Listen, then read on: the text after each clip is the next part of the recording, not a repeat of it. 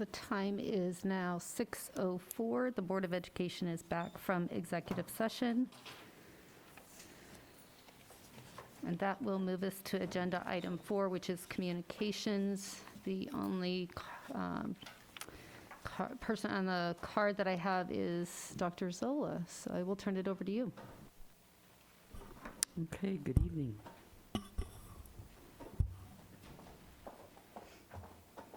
Wanted to give the board and community an update on our summer extended year programming planning. Let's see here.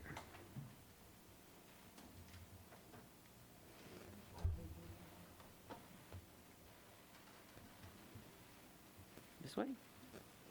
This way? Oh.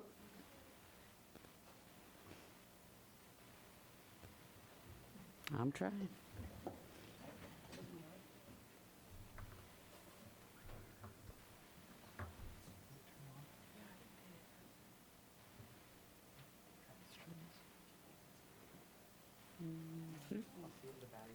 Okay.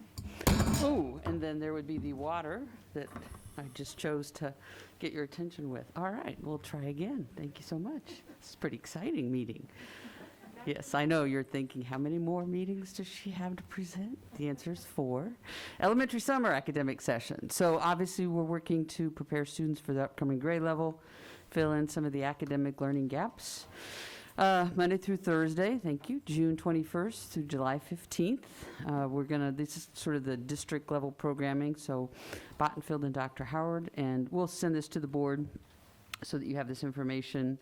And obviously, students will be invited by their building principals, and so depending on their academic needs, the principals will be reaching out over the next few weeks.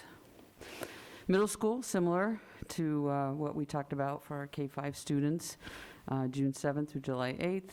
Franklin and Jefferson will be our hosts, and Edison students will attend one of those sites. Again, building level invitations based on teacher and administrator decision making. And then high school, similar to what we've offered in the past, where it's really credit recovery or earning credits, June 7th through July 15th. Centennial will be the host site. And obviously, again, students can reach out to their counselor, and obviously building administrators and other administrators will be reaching out to students as well. Special education, so each year we have an extended school year for those students that might be eligible based on their individual education plan, and you can see a list of programs that will help us to fulfill their IEP requirements and fill in gaps from this last year of learning. So those are listed for you. And again, families that have students who are eligible, they'll be working with their case managers on the locations of where those programs will be offered. A host of community programs. The team's done an excellent job. Ms. Ward, Katina, several of the cabinet members, and so there's a whole host of opportunities for students. iPals is a K-5 and a 6-8 session, really focused on wellness, physical activity, enrichment, nutrition. Camp Invention is a really neat K-5 STEM. I think a couple years we've had over 100, not last year, but the year before we had about 100 students from underrepresented groups attend for free, because we host it 1 week for paid individuals throughout the county. We're able to then have a free week for our own students. Sealed, kind of a 5-7 program. It's community development block grant with the city to provide some additional tutoring. Kindergarten readiness camps will be back. Dream, we've been a partner with Tracy Days for the last several years. Freedom School's coming back, I believe, to Garden Hills. Op Hope has a summer programming. There's a summer language learning camp for our K-5 English language learners and our newcomers. And then there's several virtual math and literacy sessions, which are new because we now know that we can do some instruction. And so there'll be a lot of opportunities. So all of this information, I know the communications team is working, and there are individuals at the district level that are overseeing this work. So this information will be going out over the next few weeks to families for sign up. Oh, and some familiar faces. Congratulations to our 3 board members who received an affirmation for 4 more years. So Dr. Baker, Bruce Brown, Heather Vasquez. There they are. Yay, congratulations to our board. So that's my update. Thank you.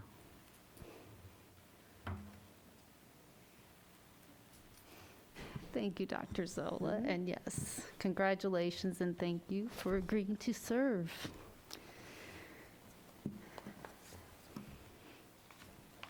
Can I ask a couple of questions? Oh, absolutely. Dr. Yep, Zolar's part? sorry. You mentioned I'm thinking more specifically K-5 and middle school. I'm thinking about those students. I have one that's transitioning, and you said that the building principal will reach out.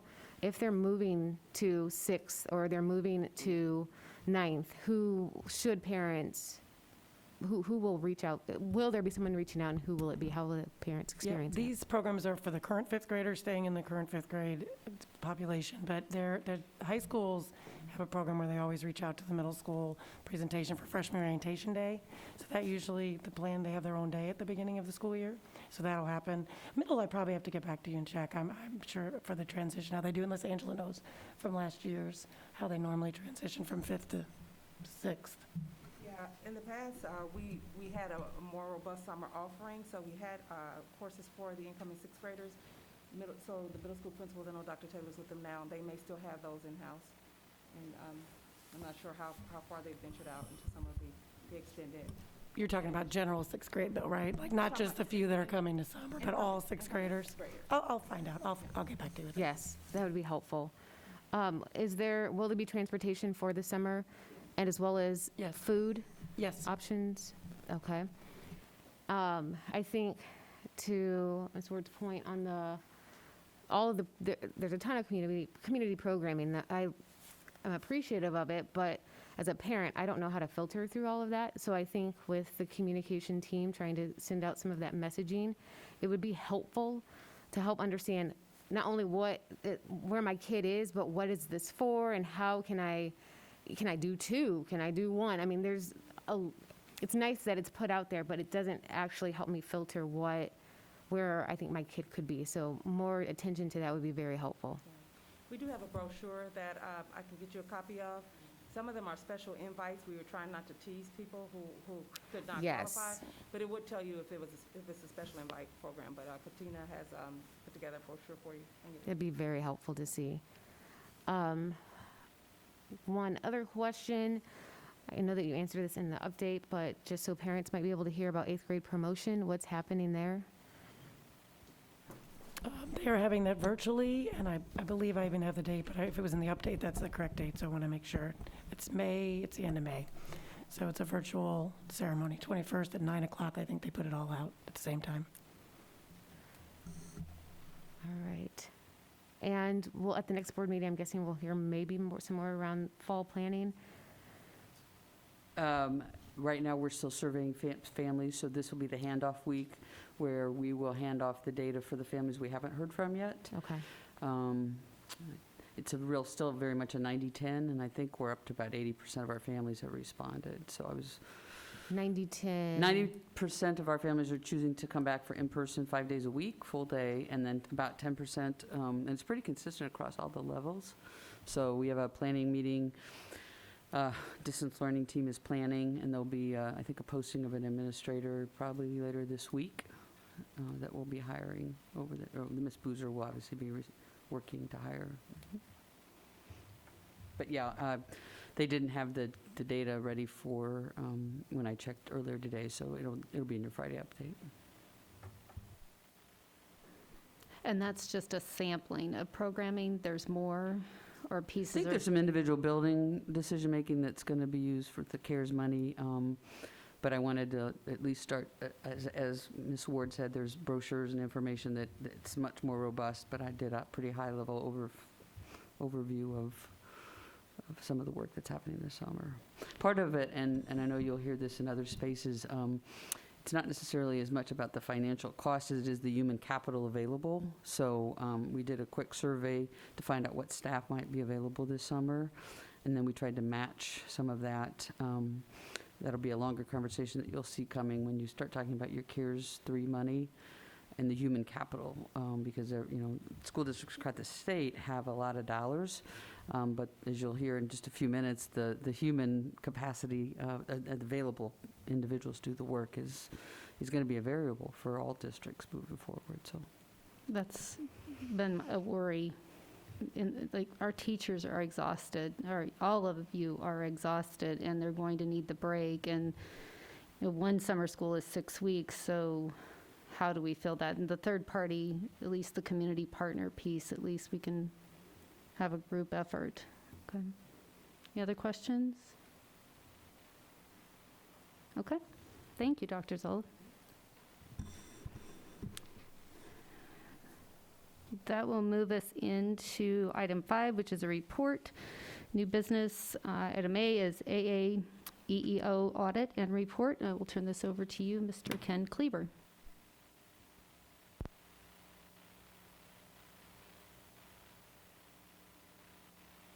Oops. Is that working? There we go.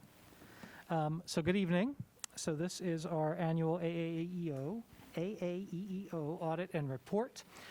There is attached in board docs a very large document that has sort of the entire report on our staff and diversity and a lot of related information. And so I encourage you to take some time and look through the entire document. I am not going to go through the entire thing and read it to you, but I'm going to give you tonight kind of some of the highlights and a little bit of an update on some of the things specifically related to the resolution and the strategic plan. So as we've been doing with all of these recent reports, highlighting the vision and mission of the district, and you can see the vision and mission there. I will not read it to you.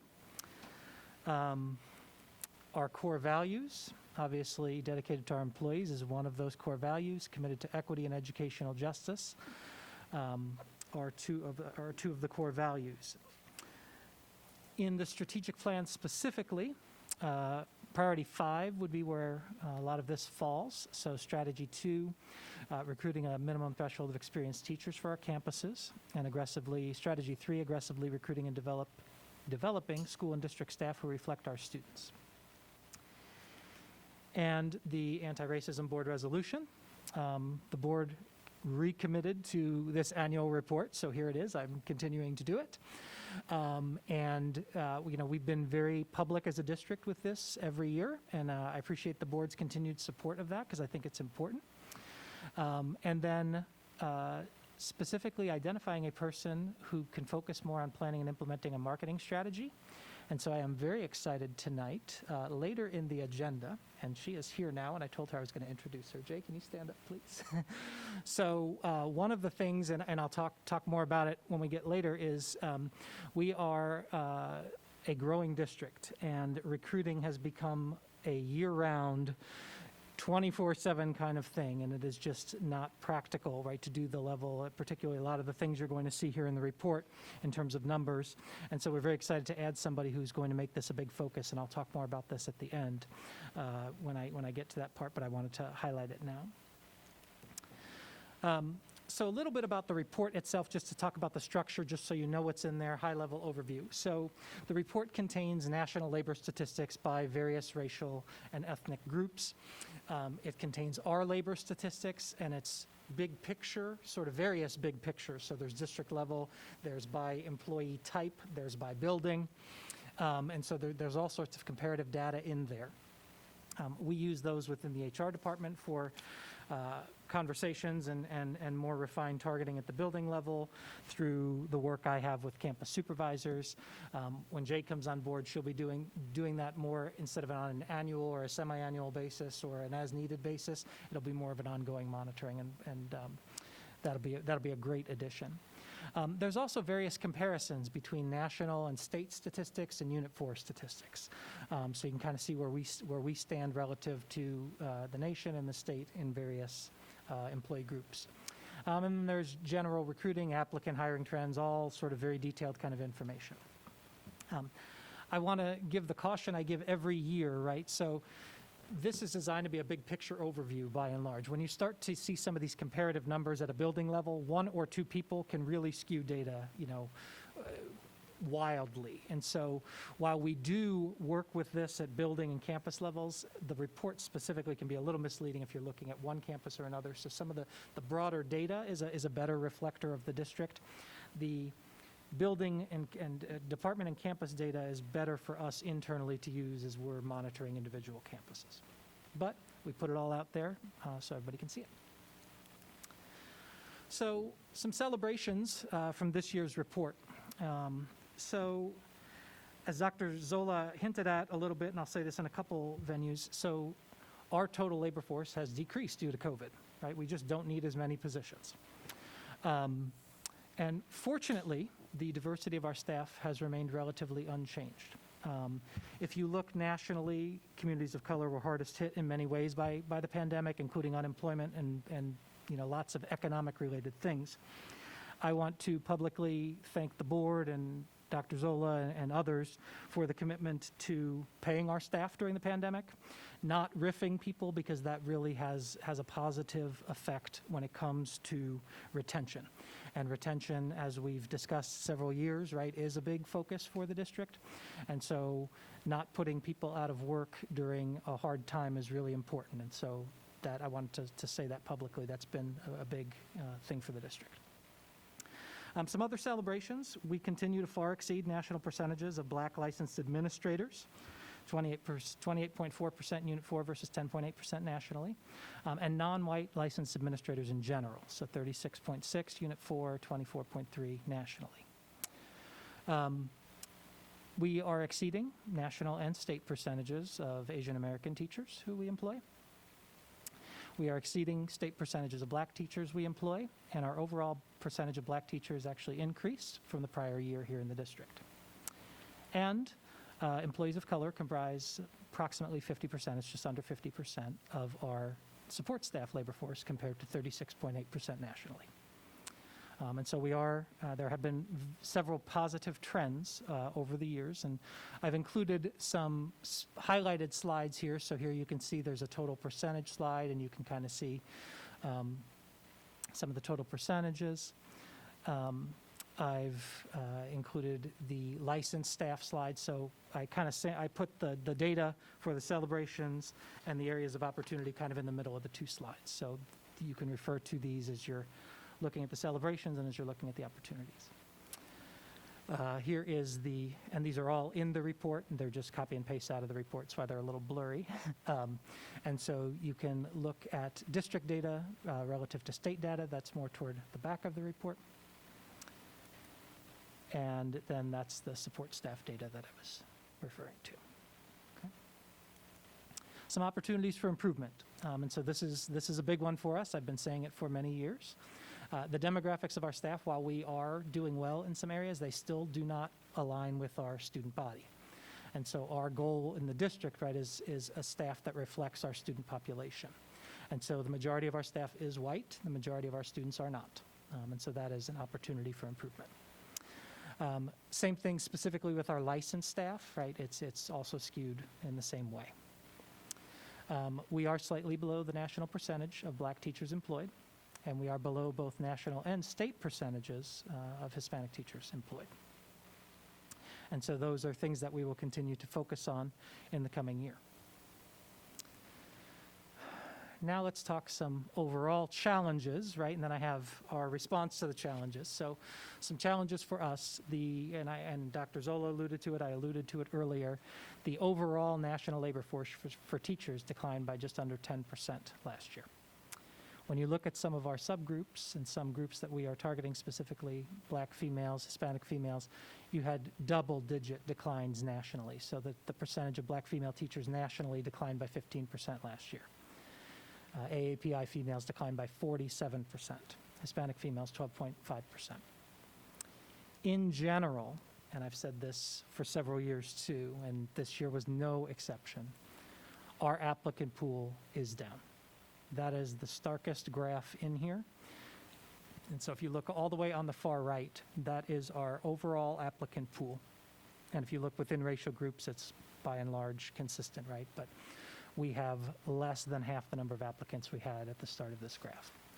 The teacher shortage, I've mentioned it, is real, right? And so we are struggling in some positions to get any candidates. When it comes to diversity, we're doing much better than a lot of districts, right? But in some cases, we're doing just as poorly as them because we still have vacancies, right? And so that is a big challenge, right? There is a smaller number of candidates that we just have to fight more competitively for in general. And as it specifically relates to some of our targeted areas, that makes it that much more intense. And so our answers to the challenges for the coming year, right? So we have not been satisfied with being average. We and you as a board have reaffirmed the commitment to doing better, whether it's the resolution or the strategic plan. And I think beyond the HR specific things in both of those documents, that creates a culture where people want to come and work here. It's an advertising point for us. Jay and I talked a little bit about that during her interview, right? That is a big selling point for the district. And so we've started to infuse into some of our recruiting materials even this season, the strategic plan, the goals. We've updated a lot of our materials to reflect some of the things that have happened in the district that we can use as selling points. And that will now be able to be ramped up, which is the next big answer to the challenge, right, is we are putting our money where our mouth is, so to speak, by adding a position that is specifically going to focus on that, and that is the Talent Recruitment and Retention Manager position. These bullets will look familiar to you. They were in my presentation in October. I've combined them and taken a couple out for shortness of space, right? But targeted year-round recruiting of high-quality educators, especially Black and Hispanic educators, is going to be a key focus of this position. Expanding partnerships with colleges and universities with diverse student bodies. Expanding career development opportunities. This is where Grow Your Own, right, would come in, and we've got all sorts of new ideas that can be infused into Grow Your Own, and providing additional licensure and endorsement for our existing teachers, right, to ground them more here and to fill some of our harder to fill positions. Work with employee resource groups and supporting campus level staff retention efforts. And then, as I said earlier, analyzing some of the AAEO data, providing targeted supports on a much more ongoing basis than we're able to do now, right? Looking at all the things as it's coming in real time. And that's my short version of the 100 and something page report, and I'd be happy to take any questions. Thank you, Ken. Questions? Elizabeth? I have several questions. I'll ask one or two and pass it off to somebody else. Thank you for this report. You said that the diversity, even though everything with COVID happened, the diversity has maintained the same, the percentages has maintained the same. Is that across all positions, or is that within each department? Because when we're talking about the diversity within CESP versus our teaching staff, that's two different things. Yeah, it's pretty consistent among different groups, even further refined from CESP and teaching and all that. In some cases, it's actually gone up in a couple areas, but overall, we're relatively consistent. In some cases, we were up slightly, some cases we're down slightly, and so I'm looking broader trends, but I didn't notice anything that was wildly askew. Thank you. And then my second question I'll ask for now is about the distribution of Black and Hispanic teachers in Unit 4. We are below the national average on that. There's opportunity for growth. Where are our Black and Hispanic teachers teaching? At the elementary level, high school? All of the above. I'd need to actually go back and look at, I know we have people at all levels. I don't know the exact breakdown off the top of my head. You can actually look by building where people currently are and the racial breakdown of each building. Okay, I'm sorry, I should have said how are we targeting are we trying to hire more Black high school math teachers, or are we trying to hire more? Yes, everything. I mean, right, so honestly, part of it is if you look at some of the recruiting database numbers, like the number of candidates in general is very low, and so we are trying to target all non-white candidates at all levels, right? And so part of it is where is their certification and licensure coming out of? So the answer is we're looking across the K-12 pre-K young adult spectrum, quite honestly. Thank you. Kathy? So, sorry, this just occurred to me while you were talking. Will this new position, will that also be focused on recruiting from within the Grow Your Own program and, specifically like the affinity groups at campuses and things like that? So it's really it's broader than just recruiting, right? Correct. It's real, that's why we were very deliberate in the name, right? It's a recruiting and retention, right? So retention, and one of the things we asked our candidates about in the interview is, how they viewed the role of HR and building leadership and the culture in general, right, for recruiting and retention, because each piece plays a role, right? But it's really important that we don't, at the district level, absolve others of the responsibility, right? Equity and recruiting and retaining a diverse workforce is all of our job, right? From the board to the administration to, campus leaders to colleagues, quite frankly, right? So we want to create that culture and foster that throughout the district and then get people to stay. We are not going to, we are by nature a university town. We're going to have some natural attrition, right? But we can do things to minimize people who are on the fence about staying or leaving, right, within the district, perhaps, right? If somebody gets a job with a spouse tied to the university, like, we're not going to be able to do much about that. But there are things we can do, and so we're going to continue to focus our efforts on what we can do. And then just community-wide, right, we hear a lot of feedback about Champaign as a community, right? And we can't control some of that, but I know many of you as board members have had conversations with other leaders in the community, and I think that's important, right? We want to have a community that people from all backgrounds want to come live in and work in, right? And so some of those things outside the district's control, we can still have influence over. Thanks for adding that. That was actually going to be my next question is what can the board do? And I guess more broadly, what can the community do to help with this problem? And you've kind of answered that. If you have any other thoughts to add. No, I would say, honestly, one of the nice things from an HR perspective about the boldness of the work with the resolution and the strategic plan is it puts out there some of the work we're doing in a little bit more public a way, right? We've been doing this reports for decades, right? I inherited it, I've tweaked it a little bit, right? But this has been something that's been going on for a long, long time, and we've had internal action plans and things, right, for a long time. But I think part of the recruiting is not work that happens in the HR office with data and monitoring of things, right? It's a culture and climate that people want to be a part of. And so I think by making that such an important thing for the district, I think that is the biggest thing. That and continuing to talk to your other elected officials, right, of what makes Champaign a desirable place to live, right? Why would people want to relocate here? Right? What kinds of things are there for young people, young non-white people specifically, right? Like what about the community draws people here? And having critical conversations with the community who may not share some of those values also, quite frankly, right? And getting people to see, Angela talks about the valuing the strength, that diversity is our strength, right? And using that as helping other people see that, right? That we are stronger together, so.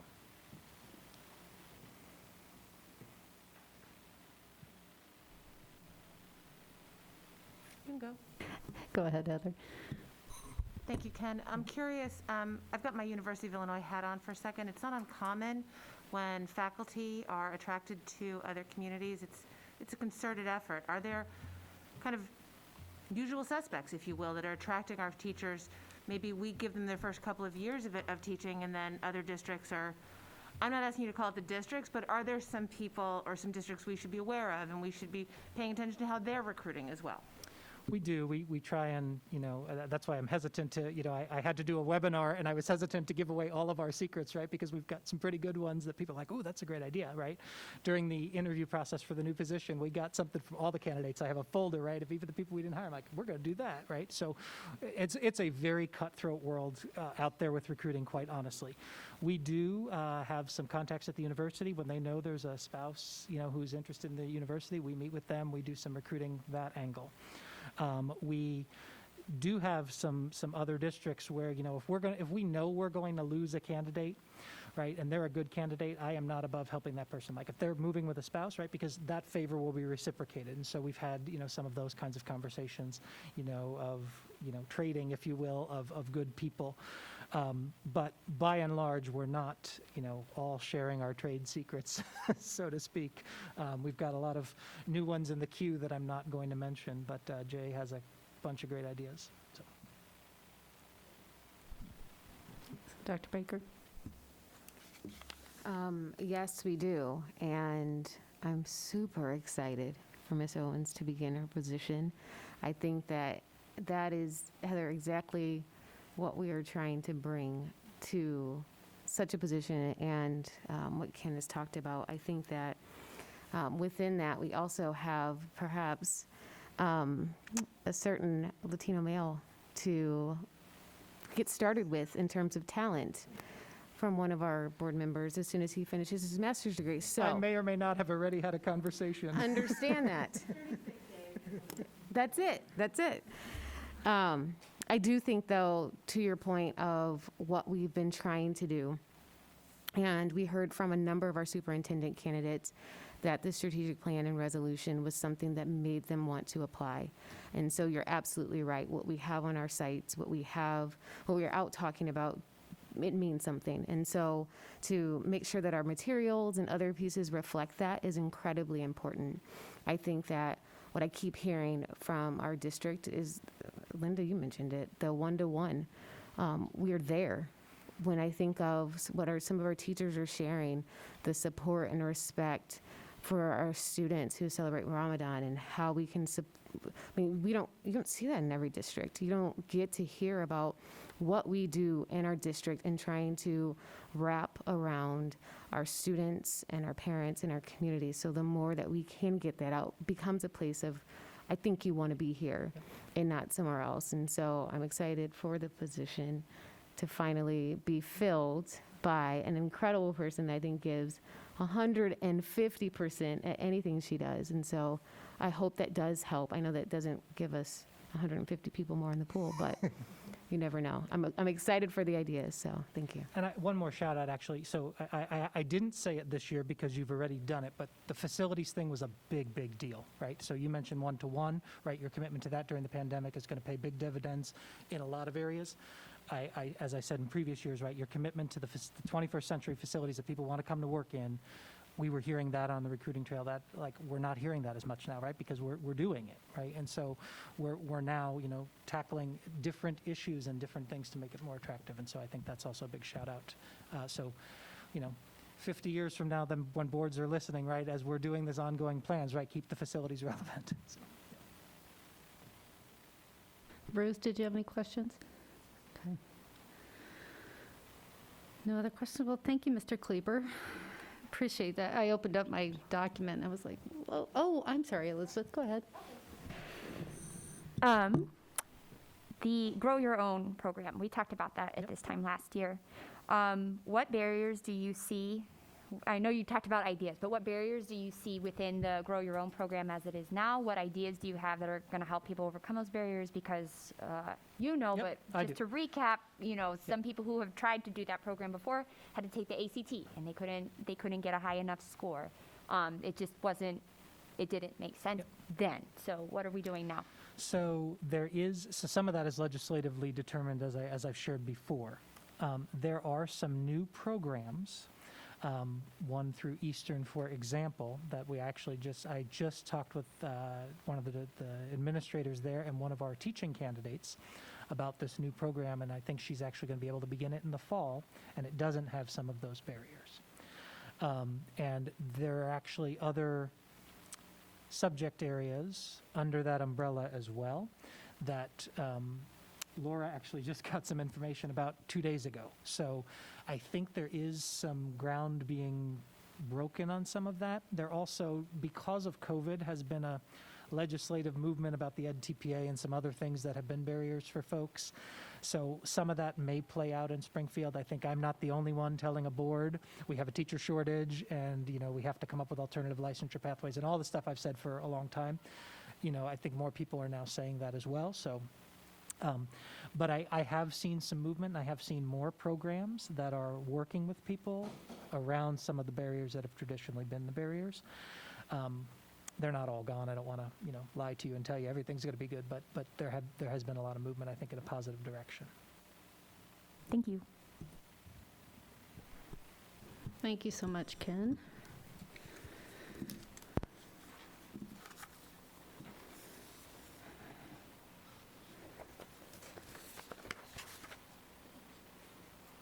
That will move us to item 5, which is our 6, I'm sorry, our action, new business. Item A, which is the renewal of the school resource officer contract with the city of Champaign. This goes to, oh, okay. This goes to Dr. Zola. I was like-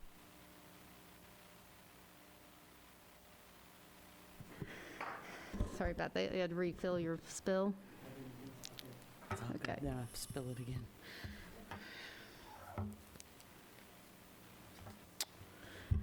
Tonight, the board is presented with a renewal of the school resource officer contract. There's an amendment and exercise of renewal option since 2006 each year, April 15th. Without action by the board, the contract is automatically renewed. So tonight, administration is presenting a recommendation for approval of the school resource officer, IGA, to continue for the 21-22 school year with financial costs aligned to the coverage of 2 school resource officers. Thank you, Dr. Zola. Do I have a motion? So moved. Second. Soteropoulos Baker. Questions, comments from the board? Do you think we ought to do public comment on this topic? Oh. Yes. I was so busy reading what I was doing there. Yes. Yep. Yes, so we have done this in the past. This is our 4th or 5th meeting. And so before we take a vote, if there's public comment on this particular topic, you are welcome to do that at this point. I have multiple cards with SRO on it. If you want to address that, we can do that now, or you're welcome to wait till the end.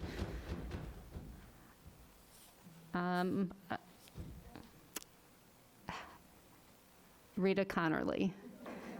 I'll make it easy. Oh, absolutely. I didn't know if going faster would help or if waiting would help. So how about Rochelle Harden? And when you come up, the clock will go up on the screen. We will clean in between so that each speaker has clean space. And when you get to your 3 minutes, we want to respect everyone's time. If you have comments that you want to share with the board that are beyond your 3 minutes, please feel free to email those to us. So welcome. Hi. Can you hear me? Okay. Oh, yeah. I want to speak with you today about the ways in which whiteness can be weaponized against black and brown children when SROs are employed. In an article written by Cassandra Dillard, she explains how educators must examine how whiteness operates and is weaponized in schools.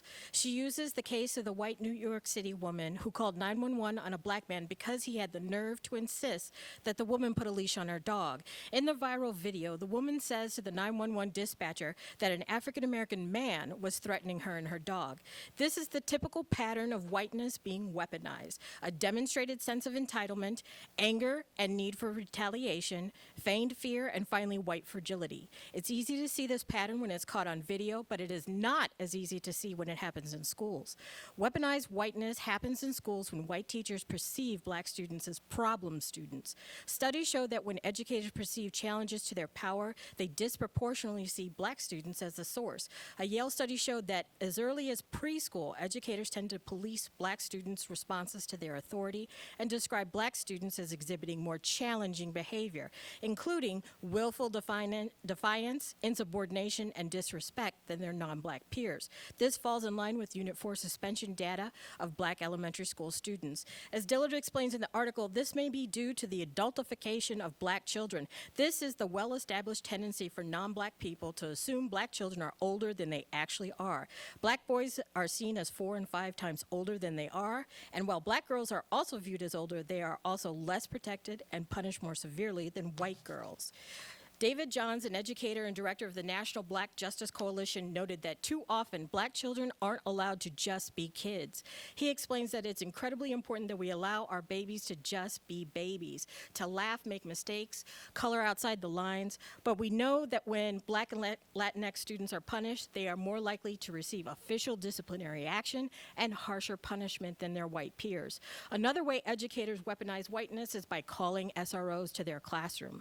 Alicia Oglesby, a Black high school counselor and co-author of Interrupting Racism, says that enlisting the help of police or other authority figures instead of addressing issues of distrust, poor classroom culture, or negative relationships is lazy aggression. Charlie McGeehan, a teacher and founder of Building Anti-Racist White Educator, agrees that calling SROs completely undermines the relationship between an educator and students, and calling the police, even when they are school police, actually puts the safety of our Black and Latinx students at risk. Oglesby further explains the white female teachers who are effective in collaborating with Black students are not fearful of Black people and are willing to listen and problem solve with Black students. The white female teachers who are effective do not view SROs as a necessary intervention for any reason. Since white women make up more than 60% of U.S. public school teachers, and since the central tenet of white supremacy. Will you email it to us, Rochelle? Yeah. Thank you.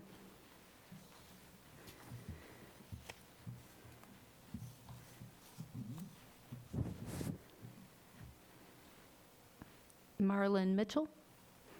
Do you want to wait? Christina Khan?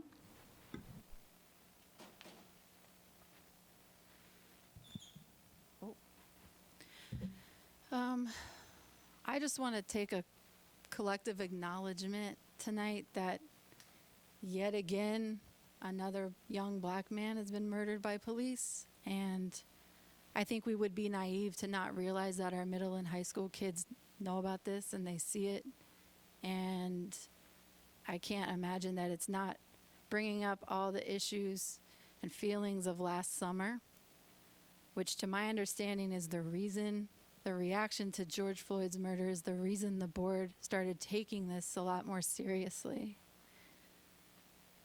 I emailed the board my comment. I'm not going to say it all right now, but I also just want to acknowledge that my second grader's teacher is amazing and did an amazing job this year, and that watching her have a Black educator was like night and day when we're talking about issues with history, with racism. She spent way more time on it. She had way more conversations with the kids about it. She was stellar. And I know that I've seen some parents come in here and say that their kids didn't learn anything this year, but I'm just going to testify to you that my second grader excelled in reading this year, excelled in math this year. She loves math now. She used to say she was bad at math like 90% of girls do. So Miss Parker at Southside deserves some mad kudos for her job this year. She did an amazing job. That being said, yeah, I'm here again about this SRO piece. I don't understand how this is at all compatible with the board's resolution. I don't see, and I just want to really focus on the future. I'm trying really hard to see through the windshield and not the rearview mirror, as my mother told me last week.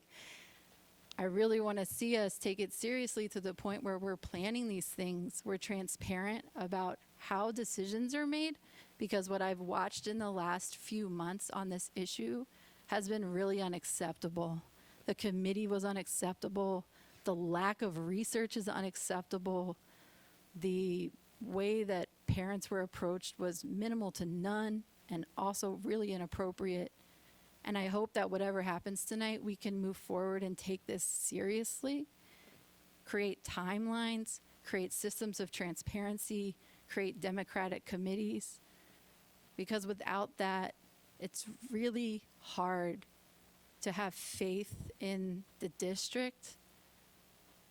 And I want to have faith in this district so bad. So thanks. Thank you.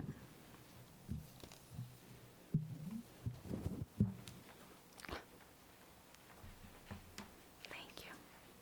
All the same?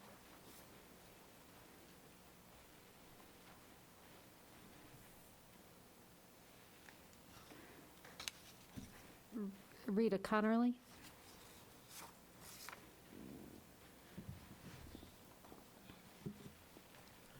Good evening. My name's Rita Connerly. I'm a long life member of this community, a graduate of Central High School, and I now have 5 children that attend Unit 4 schools. Excuse me today if you see tears. This is a very important topic. I cried this morning once I dropped my kids off to school. I cried again at the losses that we experience in our community. Another African American man, 2 actually, this weekend were murdered. One of which was my children's family. Not only are we fighting a war amongst ourselves due to policies that have created poverty in our neighborhoods, plagued by a lack of everything that we see our white counterparts having, just a better quality of life. I cried because we are still the targets of the white supremacist structures that have not been for us, but rather against us. Just yesterday, while in the midst of the George Floyd trials, we had yet another black man murdered while the public witnessed. We are reminded enough by our media that our lives are not valued and that we are not as important as those with fairer complexions. Our children don't deserve to be re-traumatized by the presence of armed officers that look similarly to the street officers patrolling our neighborhoods. We do not deserve armed guards in our schools.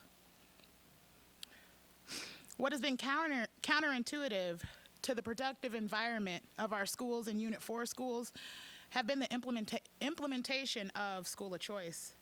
This has totally removed the connections within neighborhoods and have dismissed the needs of the most disadvantaged students and reinforces segregation.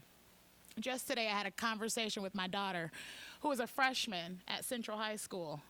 And while she does not see SROs as an issue, once she found out the amount of money that our SROs are paid, her question was, well, what are they doing there? What are SROs doing in our schools, other than targeting our black and brown children? If you look at the data, the percentages of our teachers outweighs the number of students, the number of black students in our schools. However, the discipline referrals of black students exceed the total referrals received by all students.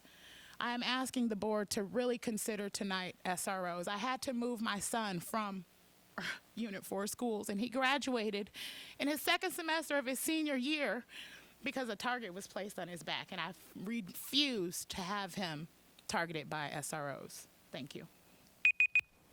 Thank you, Ms. Connerly.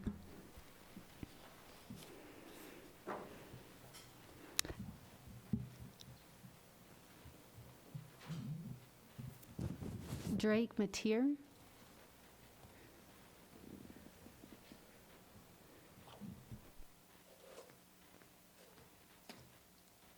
Hello, everyone. My name is Drake Mateer, recent graduate from the University of Illinois. As students, I don't even have to announce that you all know that we voted to defund UIPD by 25%. Yes, it may be non-binding, but the students have spoken through the process that they ask us to operate and move. So the students have said something. What I've discussed with members of Defund UIPD and Black Students for Revolution, what are we going to do with the $2 million? Will we give it to Counseling Center? Will we give it to the Black House? Will we give it to all of the organizations or the creation of new organizations to ensure that black and brown, LGBTQ plus identifying students can remain and be in a safe environment? Or can students practice participatory budgeting and do for the community at large? The idea of a transformative justice center that could benefit the entire county. That's what I want personally. And I know other members will say the same.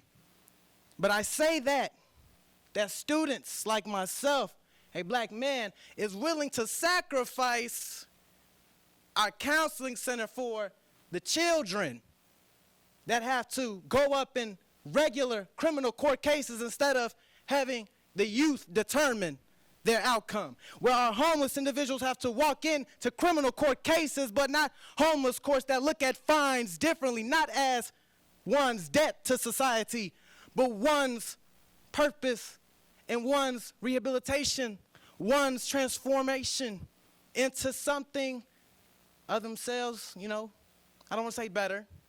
That's a term that we always try to say, better. But they are actively here. And as students, we want that. And as students, we reach out in solidarity to the teachers and the students that are actively fighting for SROs to be removed. You all saw what happened in May. You all saw what happened in June, July, August, September, October, November, December, the cold winter in America, January, February, March, and now you saw the movements to remove officers, not just Champaign, not just Illinois, not just the United States of America, but the whole entire world said no more to oppression, no more to, no more. The students and the black mothers with children are actively asking for no more. And we've asked long enough. We will work to ensure that we demand and we actually get that no more. No more SROs. No more penitentiary. No more the school to prison pipeline. No more a bastardized form of education. No more. Let's invest in the children. Let's invest in the ideologies and the political education that will free us. The students are already awake. The youth are already awake. The generation beyond us, as a 23-year-old brother, they're more awake than I have ever been, and I still have a lot to unlearn, so let's unlearn so much right now, and let's even fund our own education so that we can ensure that not only the students, but that we are actively there to ensure that they are walking into a world that is better than the one that we were given, or the one that we are actively creating. Thank you. Let us say Thank you, Mr. and work Chair. no more. Thank you. Thank you so much. And the last, oh, you have a card.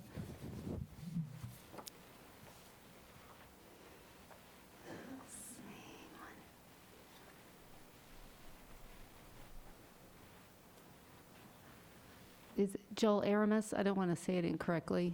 I'm sorry. Aramis? Aramis? Yeah. Welcome. Hello, my name is Joel Admas. I am a current student at University High School, and I spent 2 years at Franklin Middle School. And I would like to point out the similarities between our public schools and prisons. The very people who designed our public schools, the architects, are the architects of our prisons. The square windows, the square buildings, the small windows, the cages on the outside. What is in-school suspension if not like a solitary confinement cell where you're told to sit in silence and just like stare at the desk? I'm also here to talk about the ineffectiveness of student resource officers. They don't do anything. They stand as a force of intimidation. They make an extraordinary amount of money for the fact that they do nothing, only serving to intimidate students of color and make you feel uneasy where you are supposed to be in a safe place of learning. And we need to make steps to differentiate our public schools from prisons, because we are setting our children up for a life of pain, a life of misery, and a life of incarceration. And we as a community need to say enough is enough and start to dismantle the very system which leaves so many to suffer. That is all. Thank you. Thank you. And the last card I have is from Mr. Mitchell. Oh, okay. Oh, I'm sorry. I misunderstood.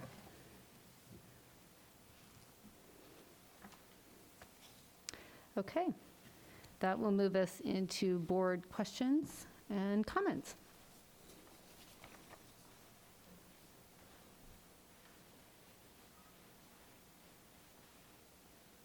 I'm looking in Zooms too.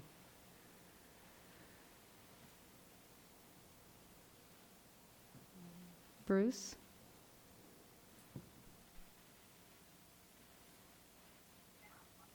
Yeah, I was going to give others an opportunity to speak before I did, but first of all, I want to say thank you to all of our community members who came and gave public comment on this issue. This is not something that,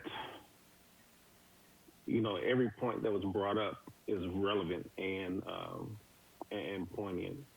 And just, this is a hard decision for me because I too was affected by what I saw in May and in June and July, up until this point, even in our community and abroad these last few days.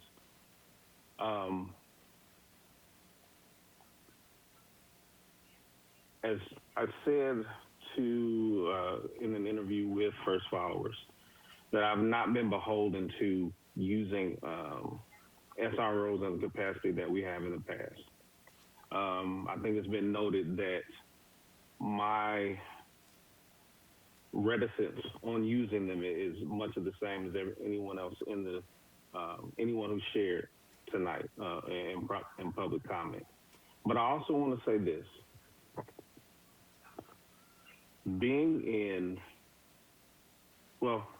I'll stick to the notes that I prepped.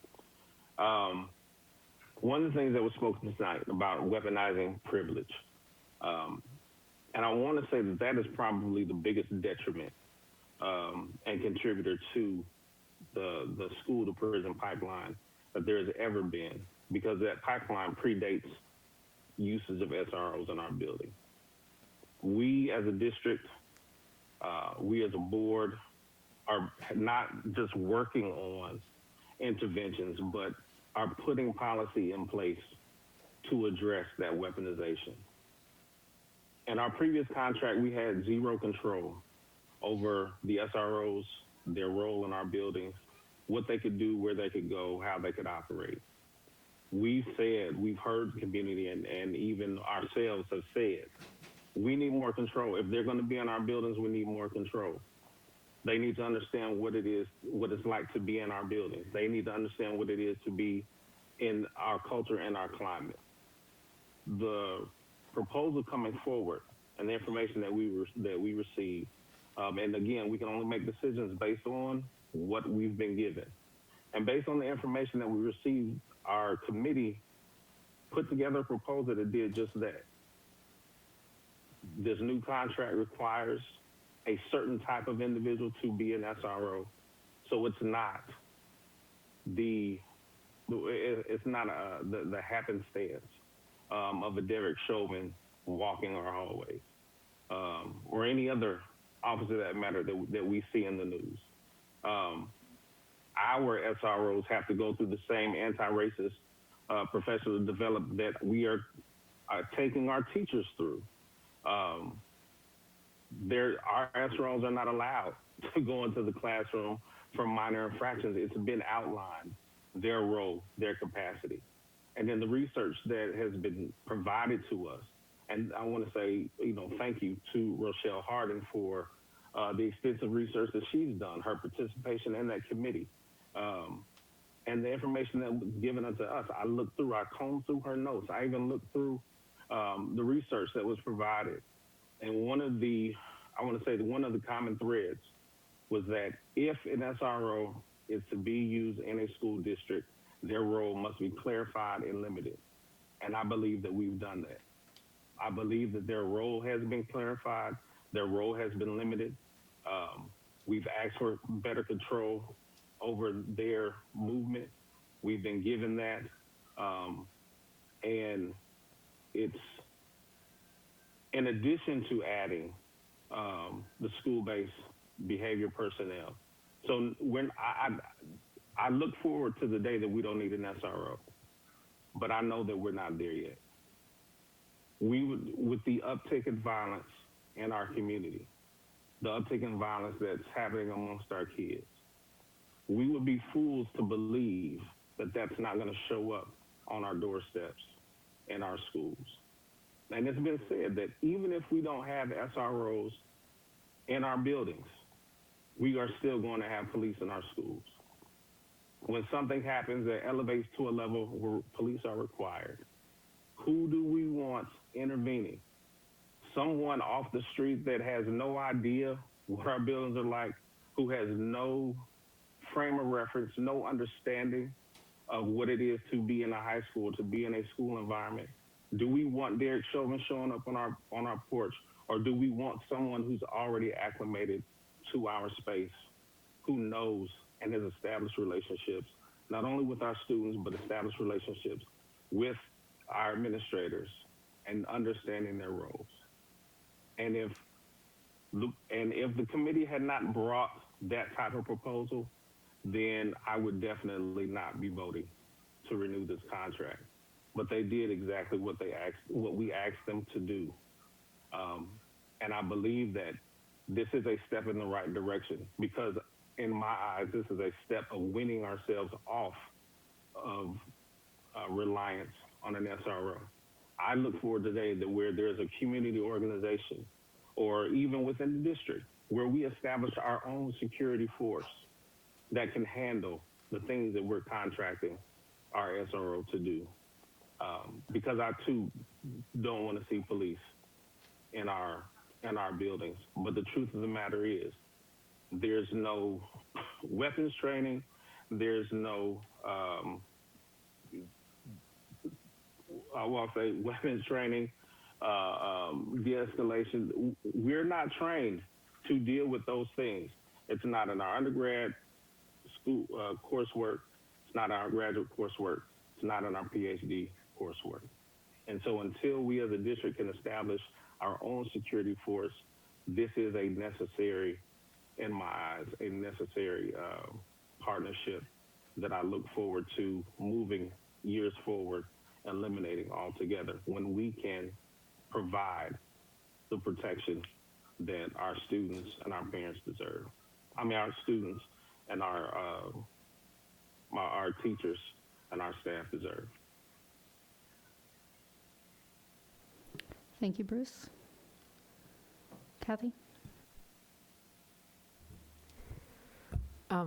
So I want to echo a couple of things that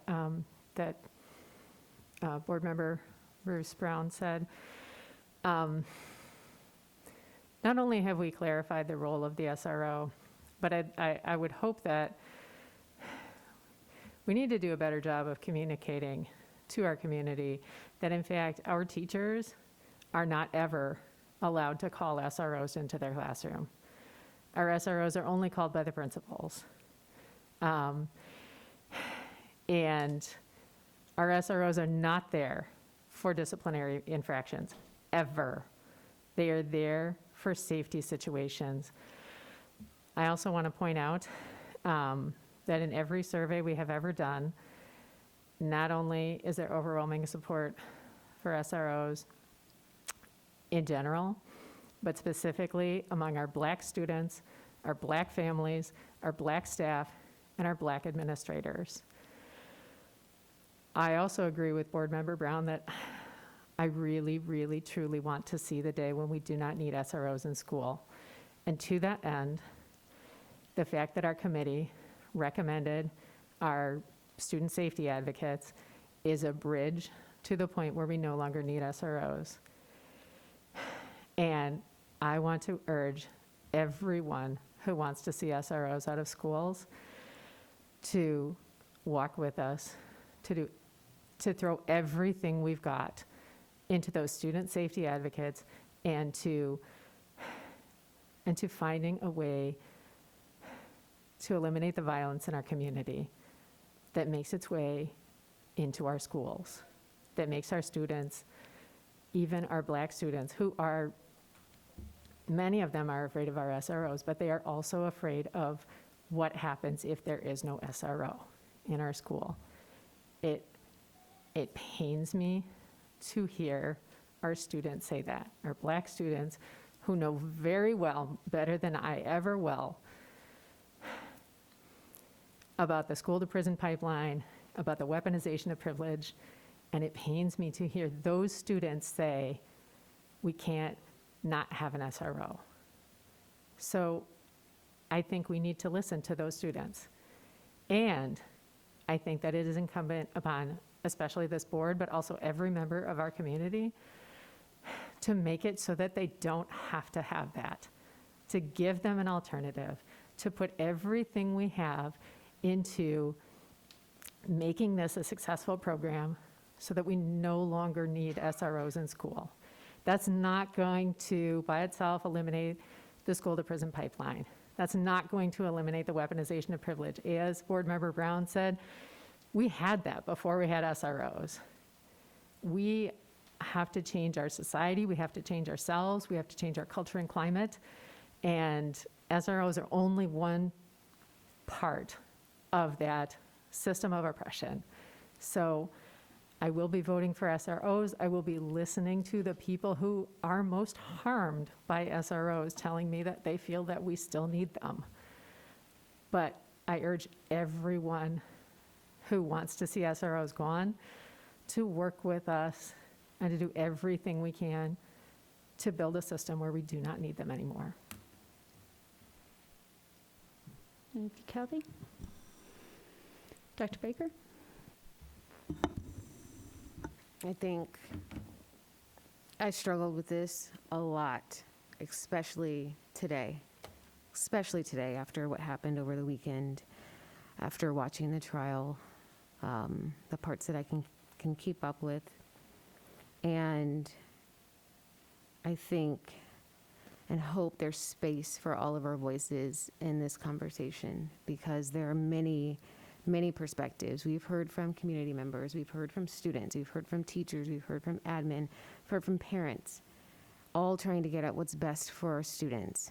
And even in this specific conversation, what's best for our Black students. I am a Black mom. I know the consequence that could happen by placing an SRO in our school. I know it and I see it. And so this is not something I take lightly at all. I think that we have to provide a safe learning environment for our students. I think that we have expressed, and many people have expressed, how the current SRO relationship is not what we want. And if I feel the way that I feel, I have to separate as a board member, because I have constituents that include Black admin and Black teachers who do support SROs in this space. And so we have to make space for all the voices. It would have been easy if the Illinois Black Legislative Caucus would have gotten through their bill and removed SROs from all the spaces. But that didn't happen, and instead we have to have local conversations where these decisions are incredibly difficult and left to board members that don't work in our buildings. We do not work in the buildings, yet we have to make some very difficult decisions for our teachers, our admin, and our students. I want to make space, again, for these tough conversations, and I realize that we have not done a great job. And I think that what we've expressed within our professional development is we have to bring our teachers and our staff and our admin along with us in such a conversation and in such a decision. I think the MOU is a start. I definitely would like to see an updated version of that, Orlando, once you get that, because there were a lot of great points that I think many board members made, trying to clarify what the actual relationship of the SRO is to the school. I think that, as Audre Lorde said, there's no single issue, right? because we don't live single-issue lives, so this is very hard to separate from many of the other equity conversations that we've been having, and I don't want to, I want us to go back to what the resolution did say, and it said specifically, sorry, I moved it. It said, the board directs the DEA committee and safety committees, primarily the district crisis response and trauma teams, to work directly with administrators, teachers, students, and families to provide a recommendation to the board for a revised discipline and safety system that protects the physical, mental, and social health of students and staff through a culturally responsive restorative justice model that prioritizes the goal of involving the Champaign Police Department only in emergent violent crises. I think the absolute goal is to remove SROs to the extent that we can. I think it's been recognized and stated over and over that they're going to be in our buildings. So how can we clarify that role in one that it's productive and positive, and again, hopefully only in emergent violent crises. That said, I think again we have a space within this PD to help work on that, along with the MOU, so we can get maybe to that school safety officer that a couple of people have talked about. Where they, hopefully they're not armed, hopefully they're not, again, it's, the priority is again on positive relationships. I hope that, I emailed Mr. Mitchell, I think it was last week, we haven't finished up conversation, but perhaps there's some space even for the university to fund some of the evaluation that we want to see. I think for me, this is a year, and if we can't implement what is outlined in the MOU, the timeline that Orlando presented to us the last time, I think we have a different conversation. I have a different conversation next year, but I want to put the best foot forward in this. I don't want something to happen to one of our students. I don't. And I don't want to regret this decision, but I hope that we can, what we've done, what the community has done, granted the questions could have been better, granted could have been more input and more conversations, all of these things could happen, but let's figure out how we move forward from this so we can get to a space where we can all hopefully be carried along in this conversation. And so with that, yes, I will be voting yes to the current contract, but appreciate all the voices that are in this conversation and know that we all come from a place of wanting what's best for our students. We do. We just have a different way of getting there. Thank you, Dr. Baker. Elizabeth?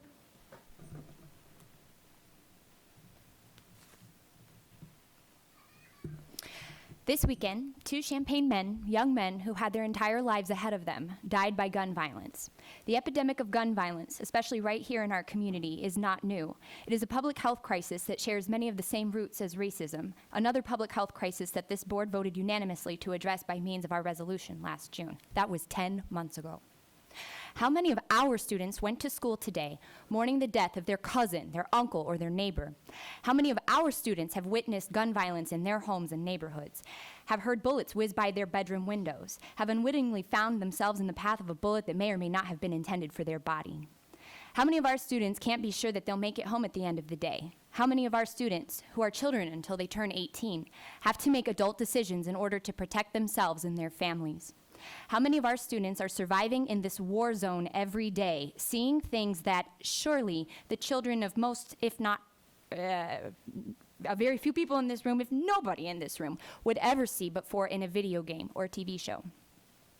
If our white students were growing up in this war zone, would we respond to their trauma by saying, well, we want you to be in school, but we don't feel entirely safe with you here. So we need the police to be here constantly, just in case, because we don't trust you. We're scared of you. Your presence makes our schools unsafe. No, the answer is no, we would not do that. The answer is we do not do that. This district has had SROs since 2006. Is anything better because of this program? 15 years of treating a segment of our student population as violent suspects. Have SROs helped? Have they made anyone safer? And if they have, who specifically is safer?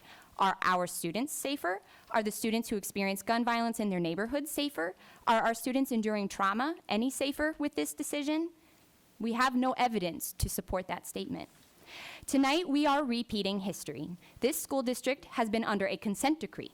We've considered a charter school application. We've been investigated, advised, admonished, criticized for our role in perpetuating the systemic racism, poverty, and gross lack of opportunity for the majority of students in this school district because of their race.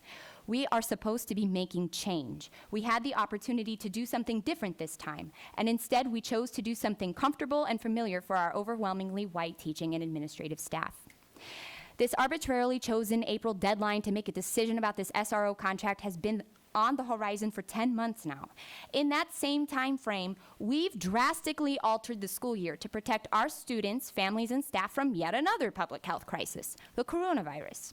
In just a few months' time, this district moved mountains to protect our community during a biological public health crisis while also teaching our students. We have seen innovation like never before in Unit 4 this past school year. This district made remote learning work. You all built the plane as you were flying it. And yet tonight you've relapsed to your old habits. You're asking the board to approve a tired old idea that does not work. The community, some of whom are sitting here tonight, has been telling this district for years that cops in school are hurting our students. This district's administrative decisions continue to marginalize the students of this district. When are we going to have the courage to try something different? Dr. Baker already read this, but I'll read it again. Section 9 of our resolution states, the board directs the Discipline Equity Advisory Committee to work directly with administrators, teachers, students, and families to provide a recommendation to the board for a revised discipline and safety system that protects the physical, mental, and social health of our students and staff through a culturally responsive restorative justice model that prioritizes the goal of involving the Champaign Police Department only in emergent violent crises. You did not prioritize the goal of involving the CPD only in emergent violent crises. You have not provided enough evidence that this plan protects the physical, mental, and social health of our students. You prioritize the preferences of a teaching and administrative staff and a school board over the needs of our students. You did not meet this goal. Restorative justice has been an afterthought, a secondary goal, and that's exceedingly apparent in every board presentation on this topic. But I also acknowledge that progress can be extremely, haltingly, discouragingly slow. This district, its administrators, its staff, and its board has made progress, and for that, I thank you. You have made progress. You have made progress, we have made progress, but we are not where we should be. This team has demonstrated this year that you can make drastic changes, that you can do things differently, that you can take risks and be successful. We can be different and we can be better, and we do not need to wait one more year. Real change in this district is beyond the words of a strategic plan and a resolution declaring racism as a public health crisis. Real change happens when we actually change our minds, our thought patterns, our conversations, our day-to-day decisions, big and small. Real change never happens when we go back to the way things once were. And again, here's the thing, you can do that, you've proven it.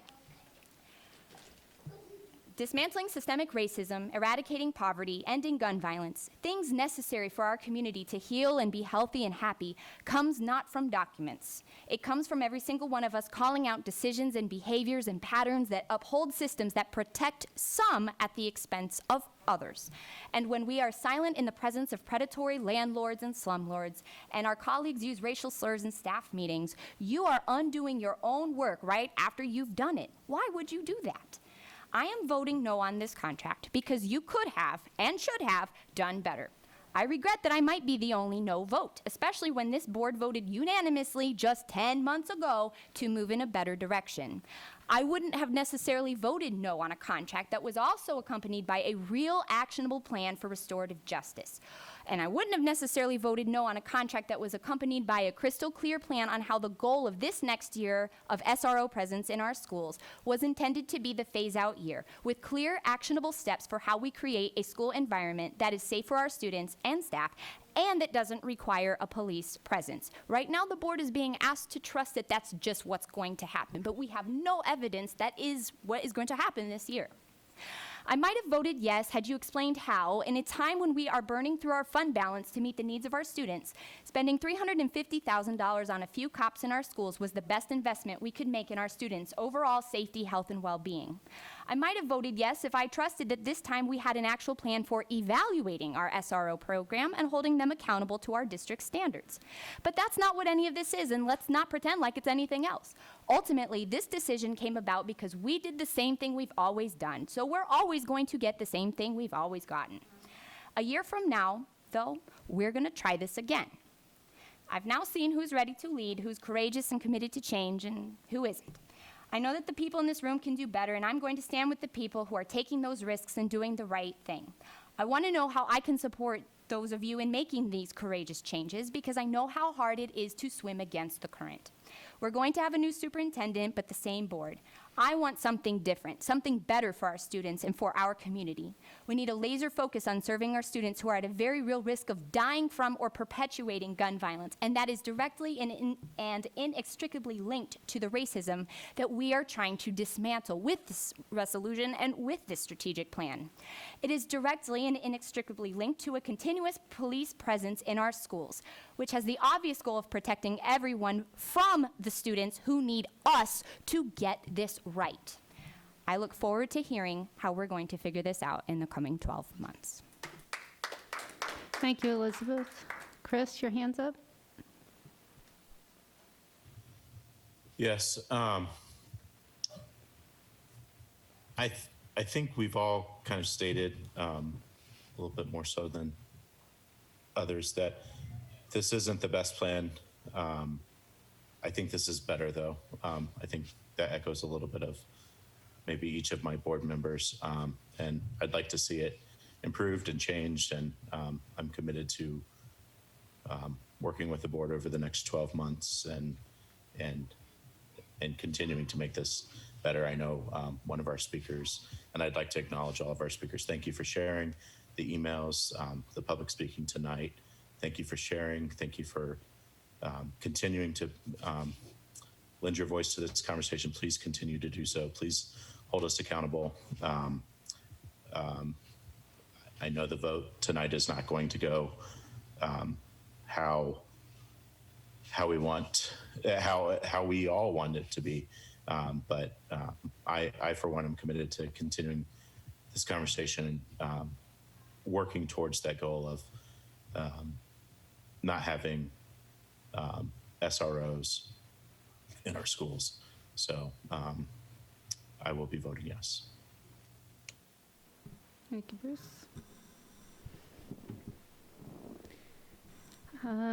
Okay. I'd like to thank the committee and the administrators who worked together with the community and the students and the parents and the various groups that did all the outreach to us. And it was on both sides. I took meeting after meeting regarding this, and I appreciated the time and the effort that many have spent with us. I would like to thank Dr. Zola and Ms. Boozer. Ms. Boozer joined in a meeting with me with Ms. Shannon. We took her up on her offer of a 2-on-2 to understand the standard operating procedures as outlined, to understand the process, to understand what she considers an evaluation, what she considers through the lens of social justice and restorative justice.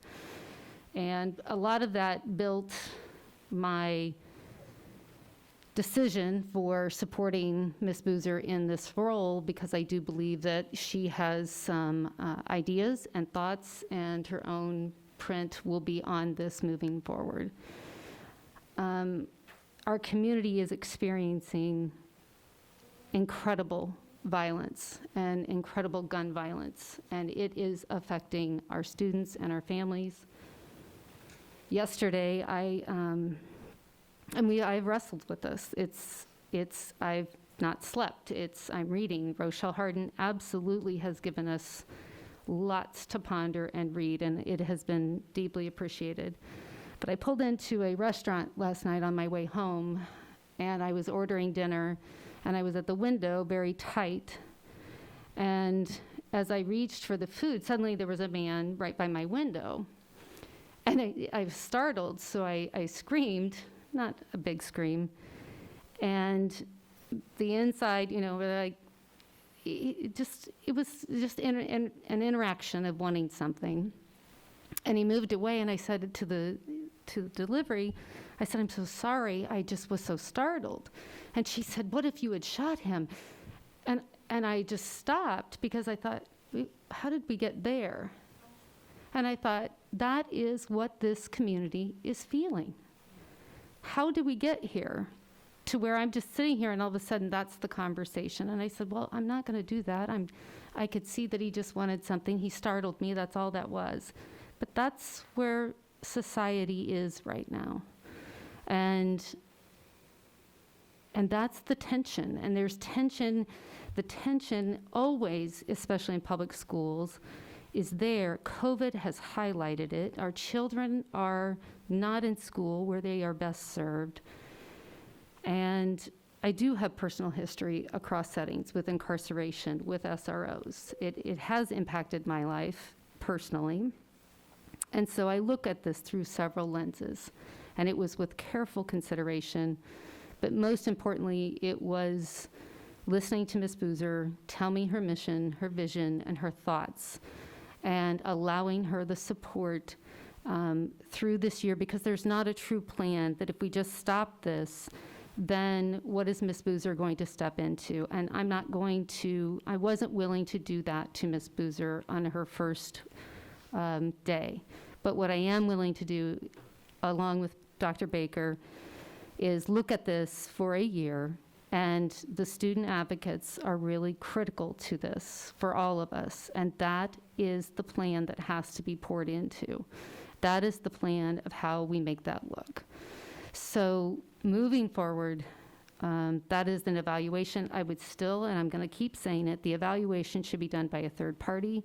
It should not be this committee again. It should not be in the hands of a predisposition to one way or the other, but the clear data, the clear facts, and a clear presentation to the board of here's what we did, here were the steps, and clear data that takes out any personality to it.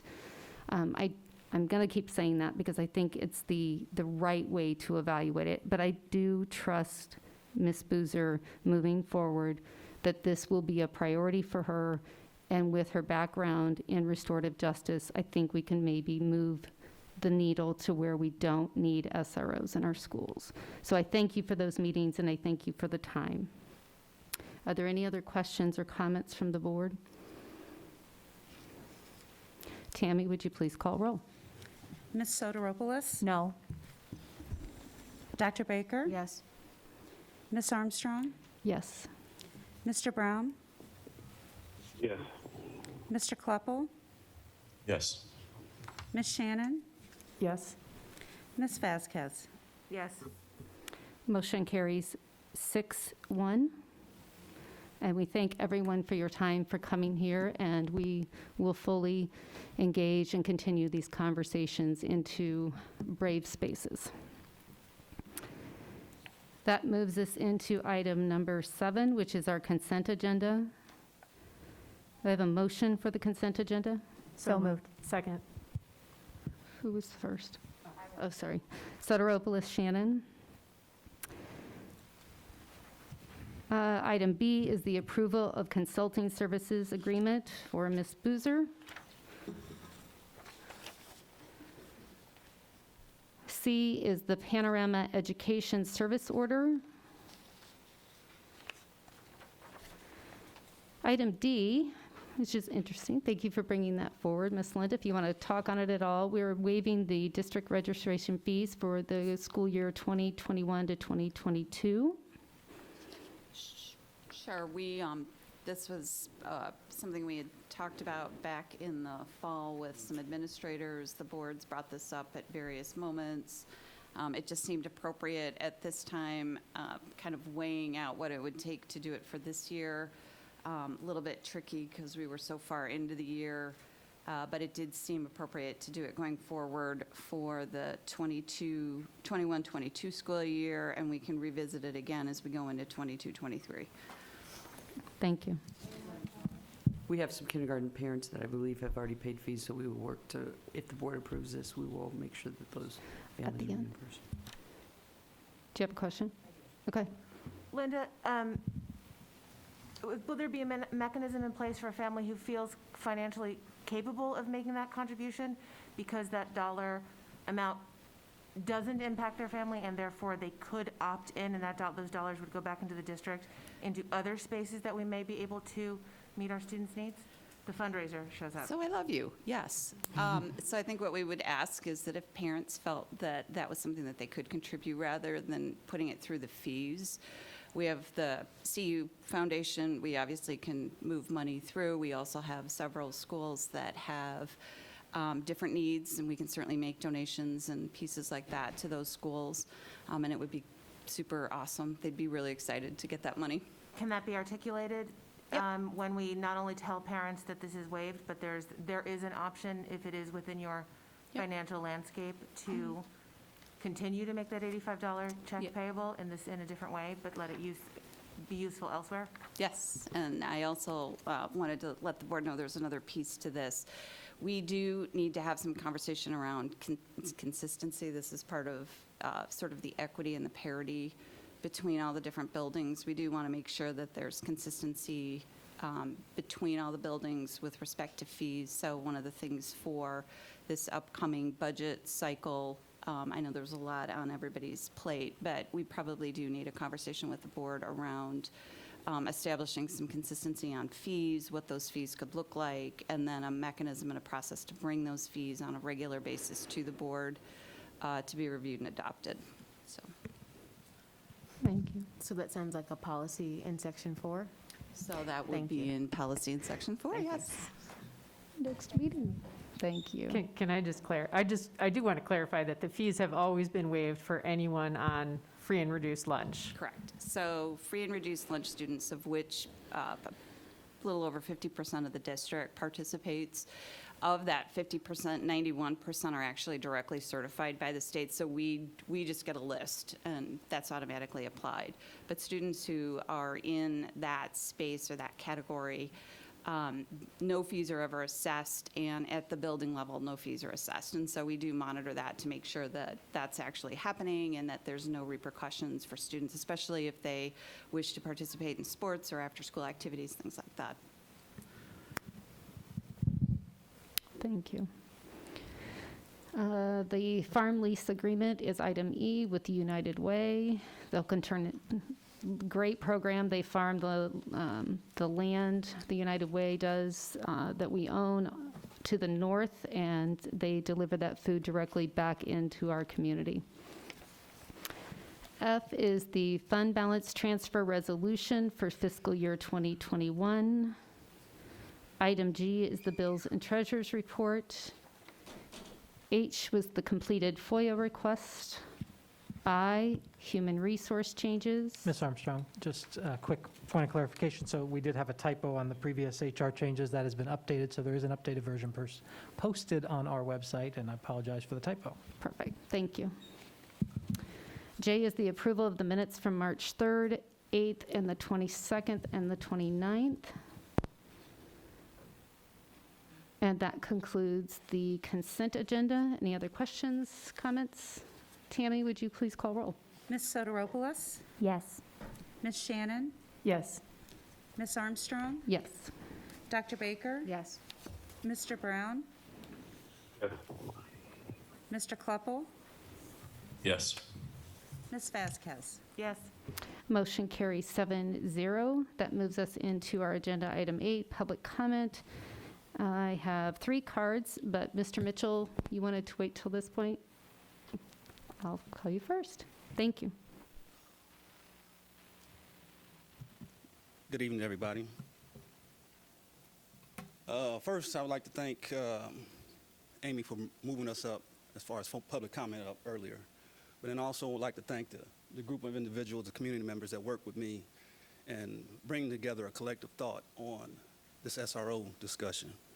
We poured a lot of time, energy, and effort into it. I also like to thank Orlando for the subcommittee. And I also like to thank all the comments that came back, during the discussion about, the passionate discussion about the SRO. I can honestly say this is not an easy decision for you all, I can see it. But I'm just gonna bring a critical lens and from my perspective, my again, my lived experiences about SROs.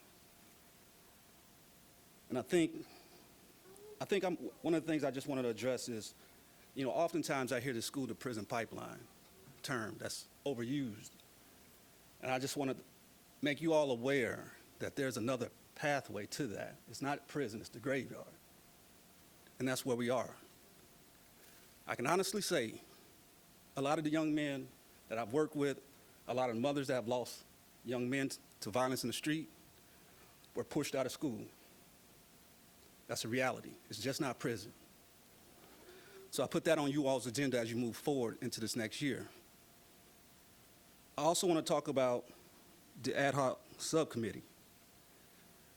The committee was put together by the request of the board, but I honestly believe it was rushed. It was not thorough. There were a lot of flaws in the process, and I will encourage the next year, the next 12 months, that you all put together a committee that is a third party, that has the experience and doesn't have the attachment to the district. Because data is going to tell you everything that you need to know. And I also would like to tell you all, or at least suggest that you all involve the community with the decisions that you are making. Don't make it last minute.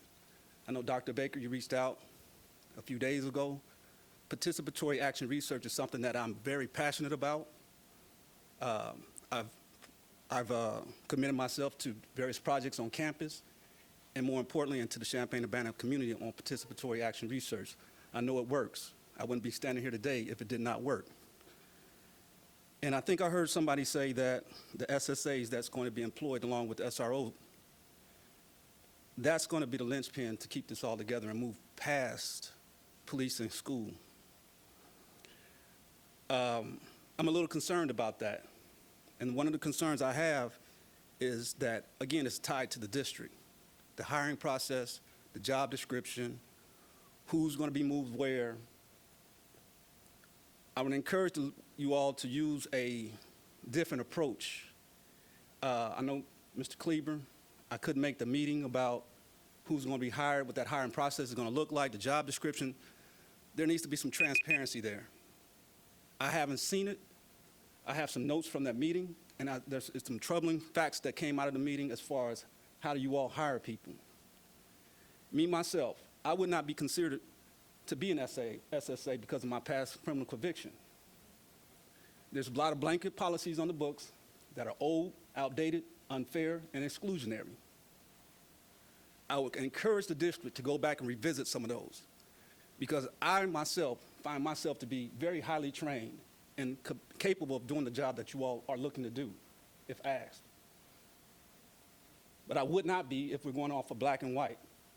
A felony conviction that I had when I was 23 years old. That was over 25 years ago. But these are all things that contribute to systemic racism. These are all things that put that cycle of oppression and social control into play. And all of you that think that the violence is going to enter the school, it's the other way around. The violence is leaving the school into the community.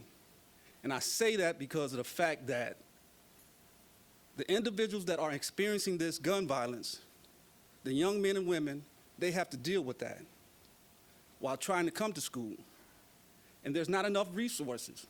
So the $350,000 that we're throwing to two people to sit at the high schools in their squad cars for half an hour, walk the hallways for another half an hour, scribble down a report another half an hour for $350,000, that can go into the resources of these individuals that are coming into school that's traumatized.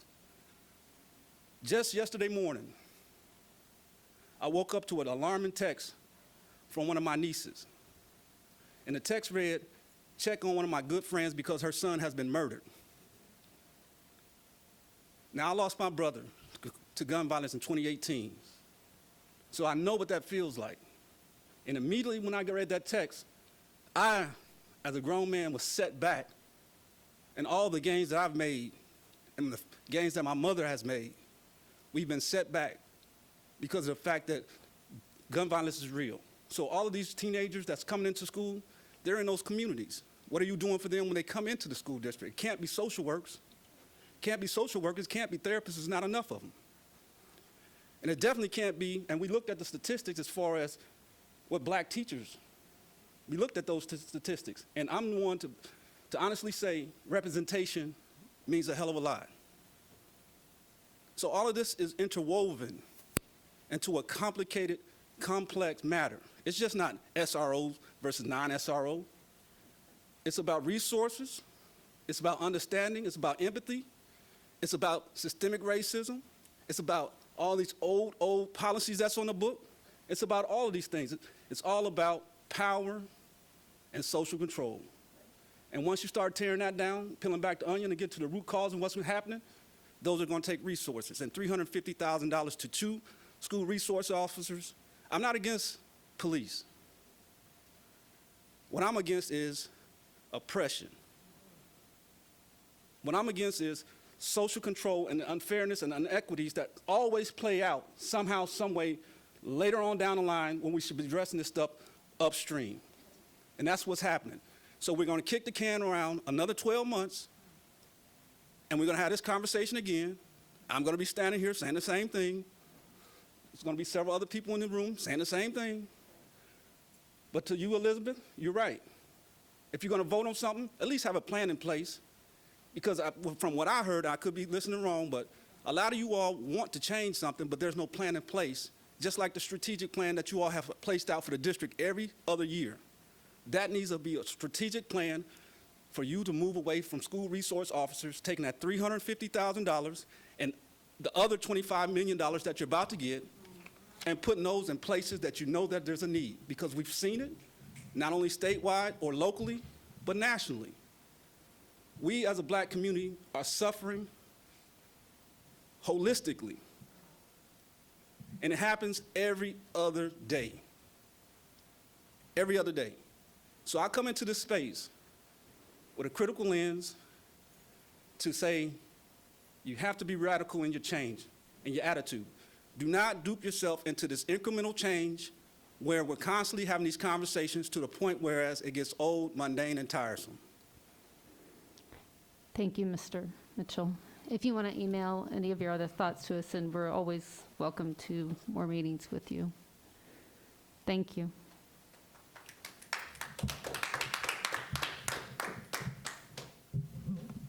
I have 2 remaining cards. Elizabeth Parker.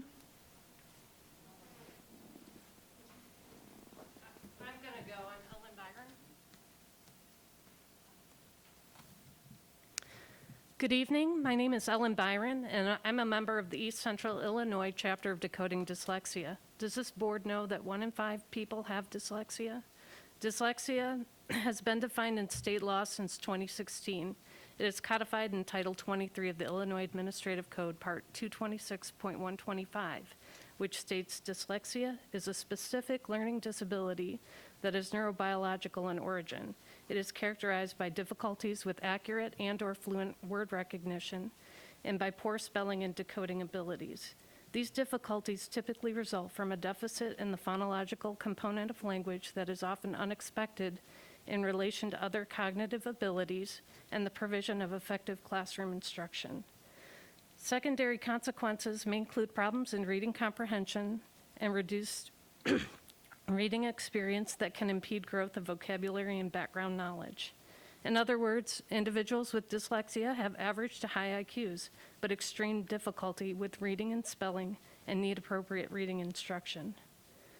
Learning to read is not a natural process of absorption or exposure to books. Our brains aren't pre-wired to translate letters into sounds. However, Unit 4 uses a balanced literacy approach to reading instruction, and it's not working. It includes a little bit of phonics and a lot of whole language.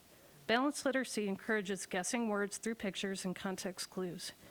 Research has shown this approach is not adequate for up to 65 to 80% of learners and is actually discouraged for dyslexic children under the Illinois State Board of Education's Dyslexia Guide. Our group also advocates for ongoing teacher training and support for the science of reading and structured literacy, which is research and evidence-based explicit multisensory instruction. My child has wonderful educators and people who really care about his progress, but dyslexia seems like a new thing for them. Dyslexia is not new. My brother was diagnosed with dyslexia in the 1970s, and he received intensive remediation in phonics instruction and was able to close the gap with his peers. There's been a lot of discussions in front of this board about SROs and the school-to-prison pipeline.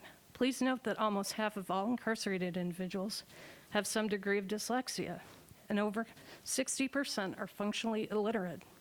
While these individuals were in elementary school, were they identified with a learning disability under Child Find and provided with appropriate reading instruction, or were they simply labeled slow or as having behavioral issues? Our group sent a letter to Mike Lear on January 7th, 2021. In February, we met with him and Unit 4 staff, and we were invited to participate on an advisory committee for curriculum. When we accepted this offer, we haven't heard anything in response. We look forward to working with Unit 4 for the benefit of all students and encourage change as your own data demonstrates it's imperative to address the abysmal proficiency rates in Unit 4. Thank you.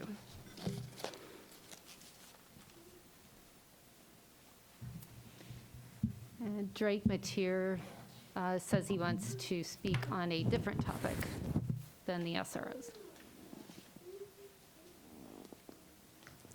Hello, Drake Mateer again.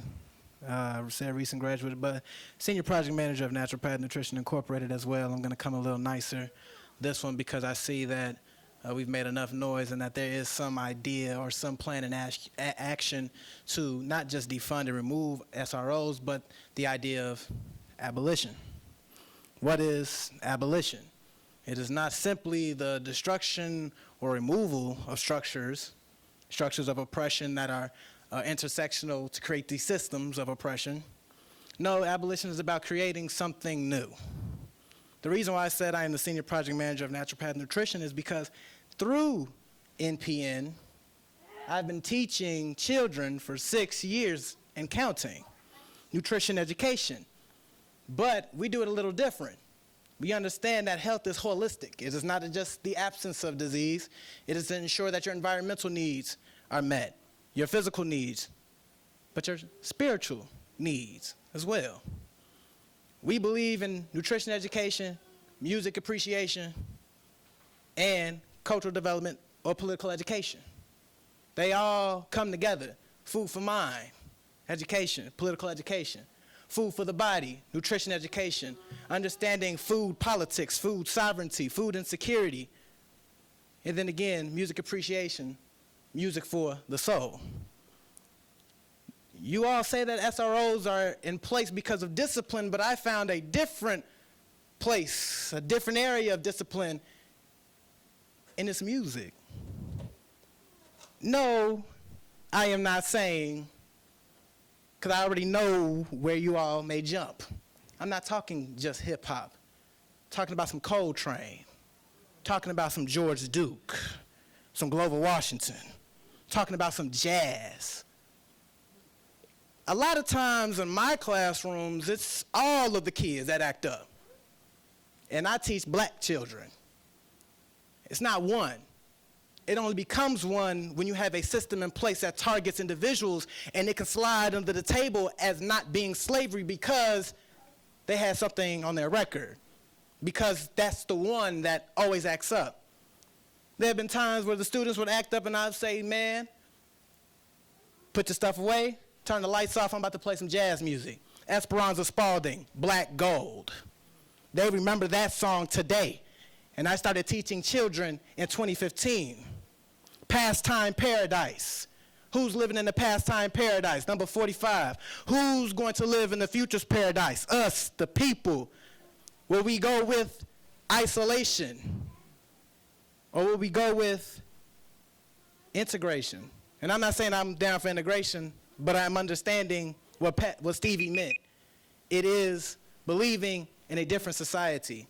Implement new forms of discipline that don't teach, that don't operate on penitentiary, that don't operate on surveillance, Thank you, but Mr. operate on Mateer. transformative justice. Thank you, Mr. Mateer.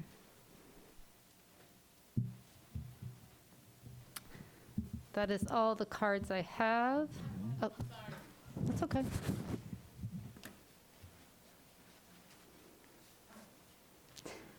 Did you clean it? Okay, thank you, okay. I do apologize, sorry. That's Rita okay. Connerly, parent. Miss Rita Connerly, I just want to make sure, Yep, welcome yep, me Rita back. Connerly. So I thank the board tonight for this very important discussion on SROs. And of course, Elizabeth, thank you for your support to get them out. I just wanted to really talk about the registration process for kindergarten readiness. I have a rising kindergartner, and just for the sake of it, I opted to use my phone for registration. It took me about 30 minutes. I called today to see if my application had been received, and it had not been received. So, and it's not that I don't have access to a laptop and/or a computer, but I wanted to have an experience of what some other parents have to use as the only option in order to do registration. And so I just wanted to make sure that that was known to our board. I do understand that there is registration open here tomorrow. If we can make sure that that information is available to our families, because I don't think that this kindergarten registration information has been translated to the greater audience or the greater community. Additionally, another thing that I wanted to discuss is Friday, my son had an injury and an accident on some Unit 4 property, playground material or equipment. He attends CECC at 809 North Neal Street, and they actually share buildings with Unit 4 and some of the equipment on the playground, which was a metal sandbox structure. He ran into it and had to have 2 stitches in his lip as a result. I think that that is something that we should reconsider, as that equipment is supposed to be used by children who are not even in elementary school. The other thing that I wanted to discuss, and I wrote it down, I can't remember. Restorative justice, that's what I wanted to discuss. I am a part of the Discipline Ad Hoc Committee, and there was a discussion, I believe it was Wednesday or Thursday, and I do apologize for not knowing. I've been in so many meetings. And they talked about restorative justice, and I thought it was a great informative meeting. Again, I thought it was hypocritical and contradictory to have SROs in our schools when we're talking about restorative justice approaches and trainings. So I'm really hoping that over the next year, as we are considering the removal of SROs out of our schools, that we consider implementing additional resources that are going to support our marginalized, and when I say that, our Black and brown children. As a single mom, I have had to juggle and balance and rely on the network and the community that I have built for myself, my own little village. But that's hard to do. And it's very hard, especially when you're not from here, when you don't know the resources available, or when you don't trust those who have the resources. So as Marlon mentioned, it is important to have representation. And so I hope too that over the next year that we are seeking options in order to hire a more diverse group of people who will be working not only with our children, but with our families. And we need to make sure we are extending wraparound approach services to our families. Thank you. Thank you, Ms. Connerly.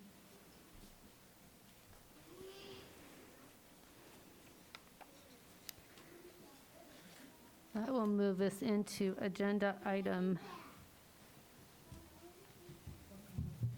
Oh, yes.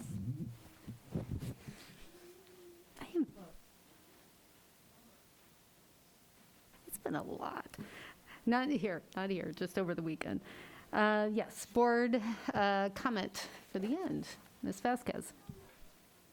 So I have 2 kind of different topics, but it is April 12th, which means tonight is the first night of Ramadan, which is an Islamic holiday. So we want to wish, I want to get this right, Ramadan Mubarak to all our families who celebrate. I was fortunate to have some people tell me a little bit more about it.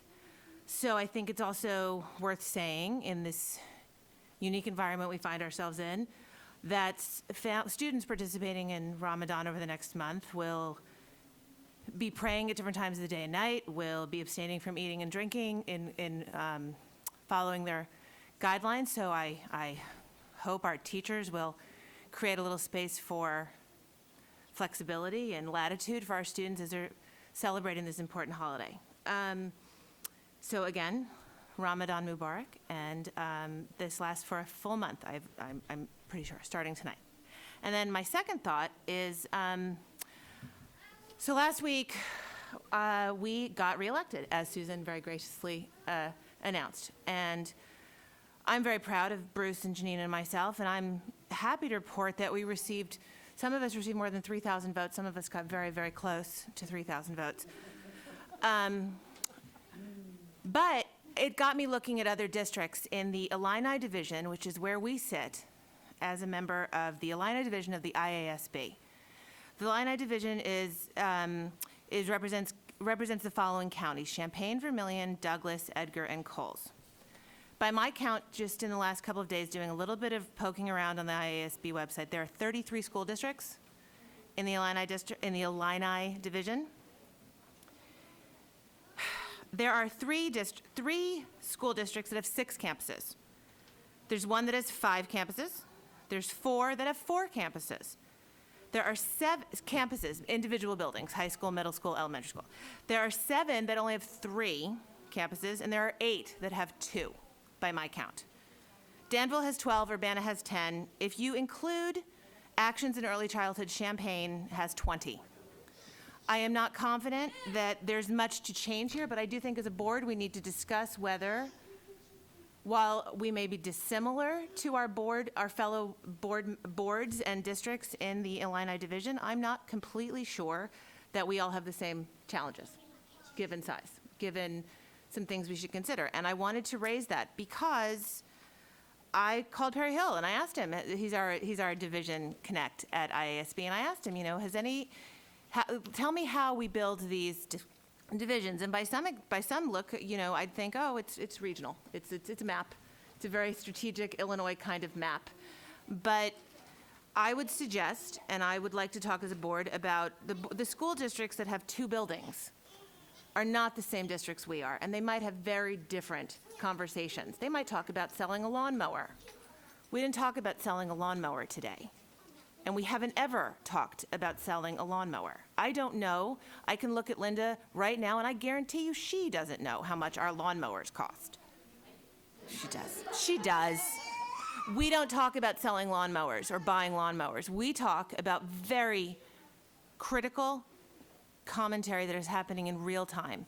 So I'd like to explore if this is the right spot for us, because I'm not convinced it is right today. Thank you. Thanks, Heather. Kathy? So I had a couple of things to mention just because I do work at the Champaign-Urbana Schools Foundation. I want to make sure that everyone knows that the first ever Man Henkel Teaching Excellence Award will be presented to a tenured Unit 4 educator this spring. Nomination forms must originate from a Unit 4 admin or educator. So we would really like to get as many nominations as possible because we know we have a lot of excellent teachers out there.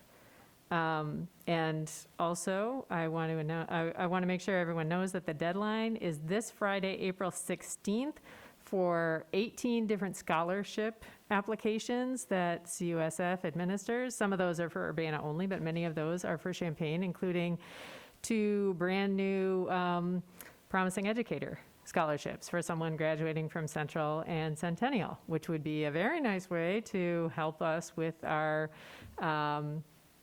the limited pool of applicants. So please have your students talk to their counselors and see if they might be eligible to apply for any of these scholarships.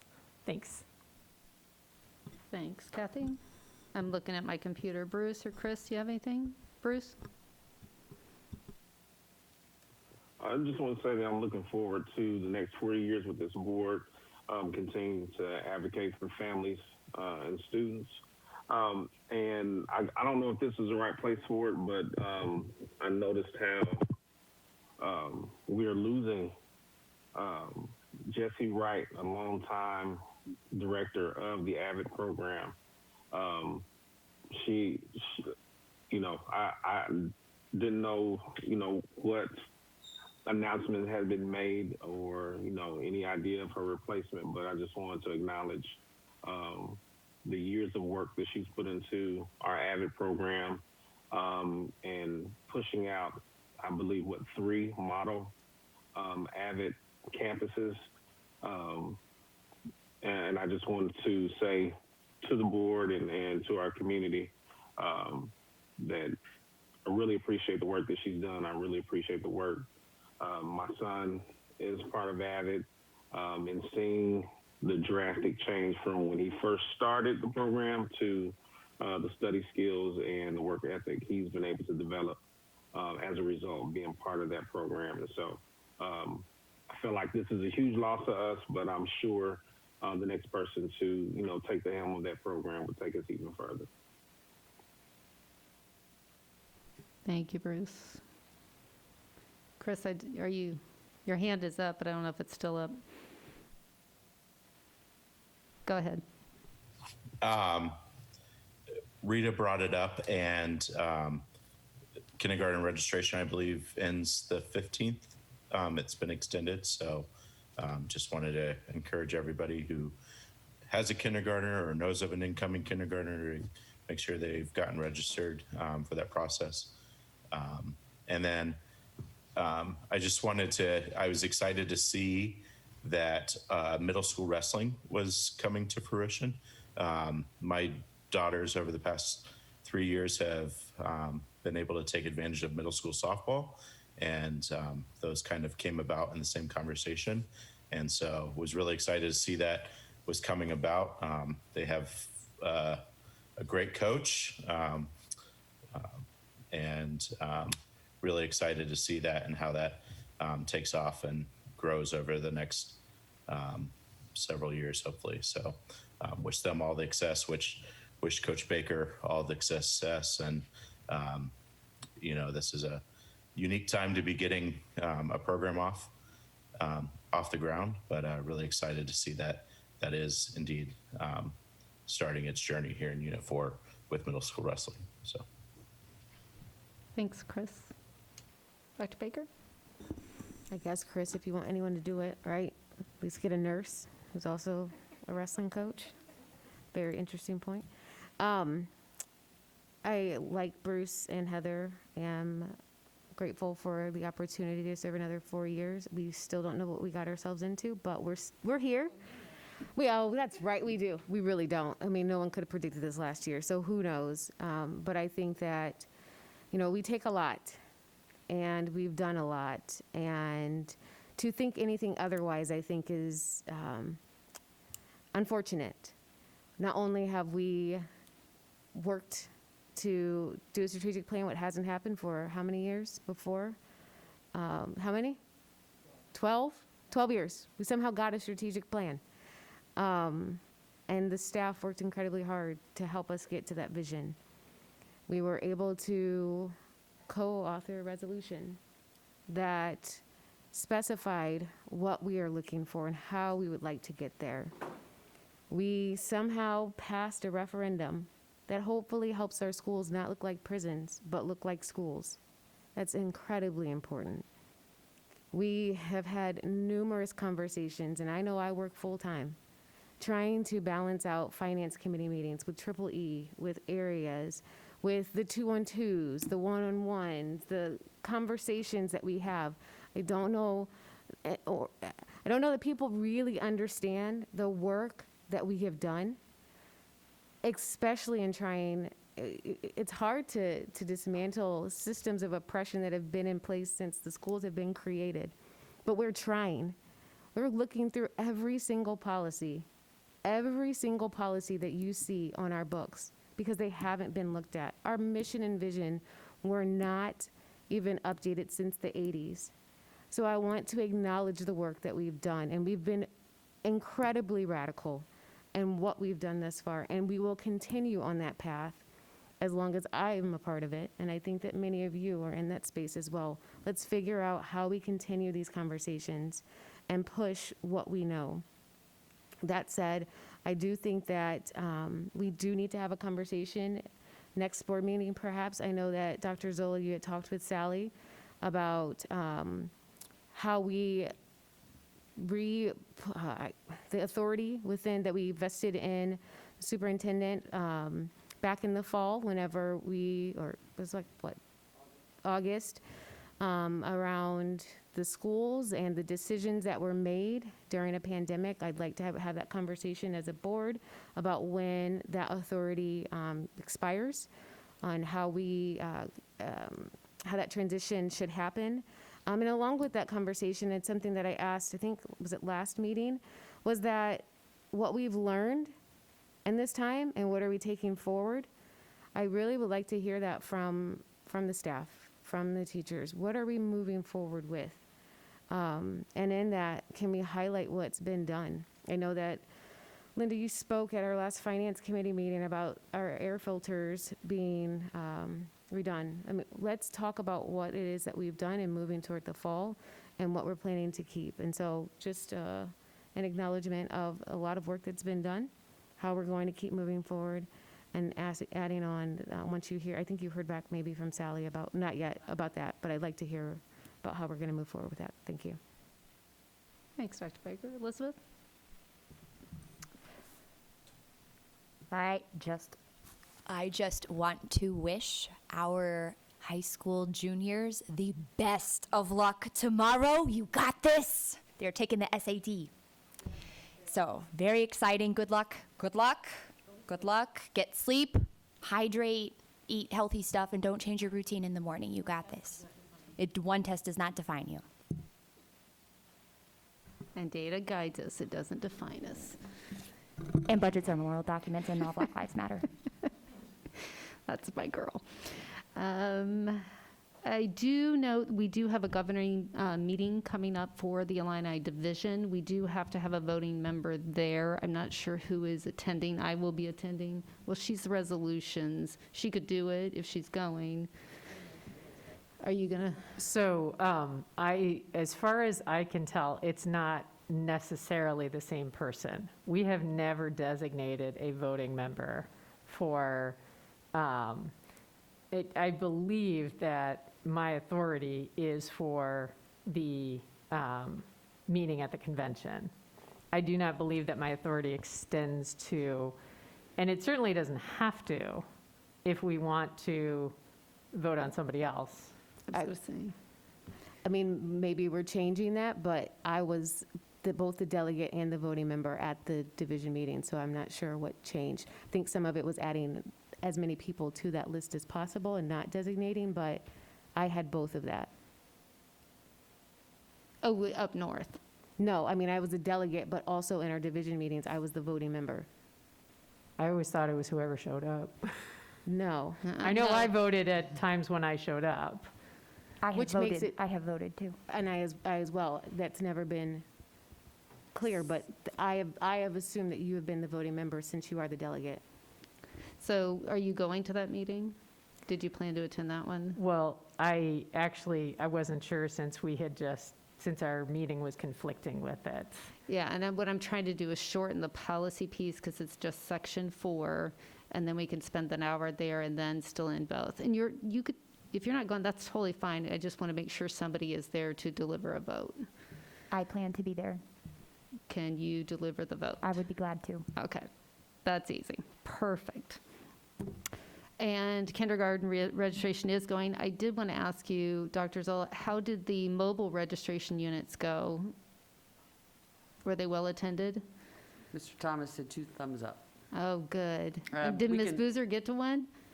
I think that was the one No, with the weather. The rain? Yeah, she was Aw. planning on it. We'll give you, Mr. Thomas will have an update for Schools of Choice, and probably in either this or next Friday's update. Awesome. Thank you so much. And thank you to our community for turning out and participating with us. It helps us shape and form our opinions, and we appreciate all the feedback we receive. And that will move us into number 9, which is our report. Whom did we affect? Whom did we tell? The report, Ken, you gave a pretty comprehensive report on the AAEO audit, which is attached to this board document. It's a lengthy report, but it is well worth taking a look at. We did approve an SRO contract. I think there will be lots and lots of communication around the standard operating procedures moving forward, particularly with our staff and with the community. We have a Then- new Go ahead. HR recruitment and retention she left. specialist, Did which she leave? is huge. Oh, shoot. Oh, I'm really excited for that Mrs. position. Armstrong? I'm sorry. Chief is out for a couple weeks, and we're trying to finish up a couple things. As soon as the the SOP is completed, we'll post it both publicly on both the city but there may be a little window of time because we're trying to coordinate with Schedules. all the parties. Okay, great, thank you. Anything else I'm forgetting? We did registration. We're waiving fees. Summer programming will go out. There's a brochure. I'd love to see the brochure if it's uploadable. I don't want a paper copy if not.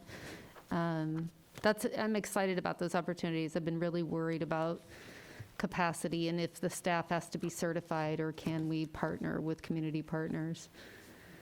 The brochure is only for the special programs. I don't oversee the general programs, so. Right. That's okay. The K-12 will put it out to their own, the levels. Okay, awesome, thank you. So that will move us into 10, which is our future meetings. There's a regular board meeting, April 26th, a special board meeting with policy review, once again. I believe it's our 7th meeting. We are taking a look at all policies. That's April 29th, and then another regular board meeting, May 10th. All of that information can be found. It's 8:15. Did the board wish to stay and go back into exec and talk for a little bit more? Are we, nope. Okay. Then do I have a motion to adjourn? So moved. Second. Soteropoulos, Shannon. Tammy, would you please call roll? Ms. Soteropoulos? Yes. Ms. Shannon? Yes. Ms. Armstrong? Yes. Dr. Baker? Yes. Mr. Brown? Yes. Mr. Kleppel? Yes. Ms. Vasquez? Yes. Motion carries 7-0. The time is 8:15 and the Board of Education is adjourned.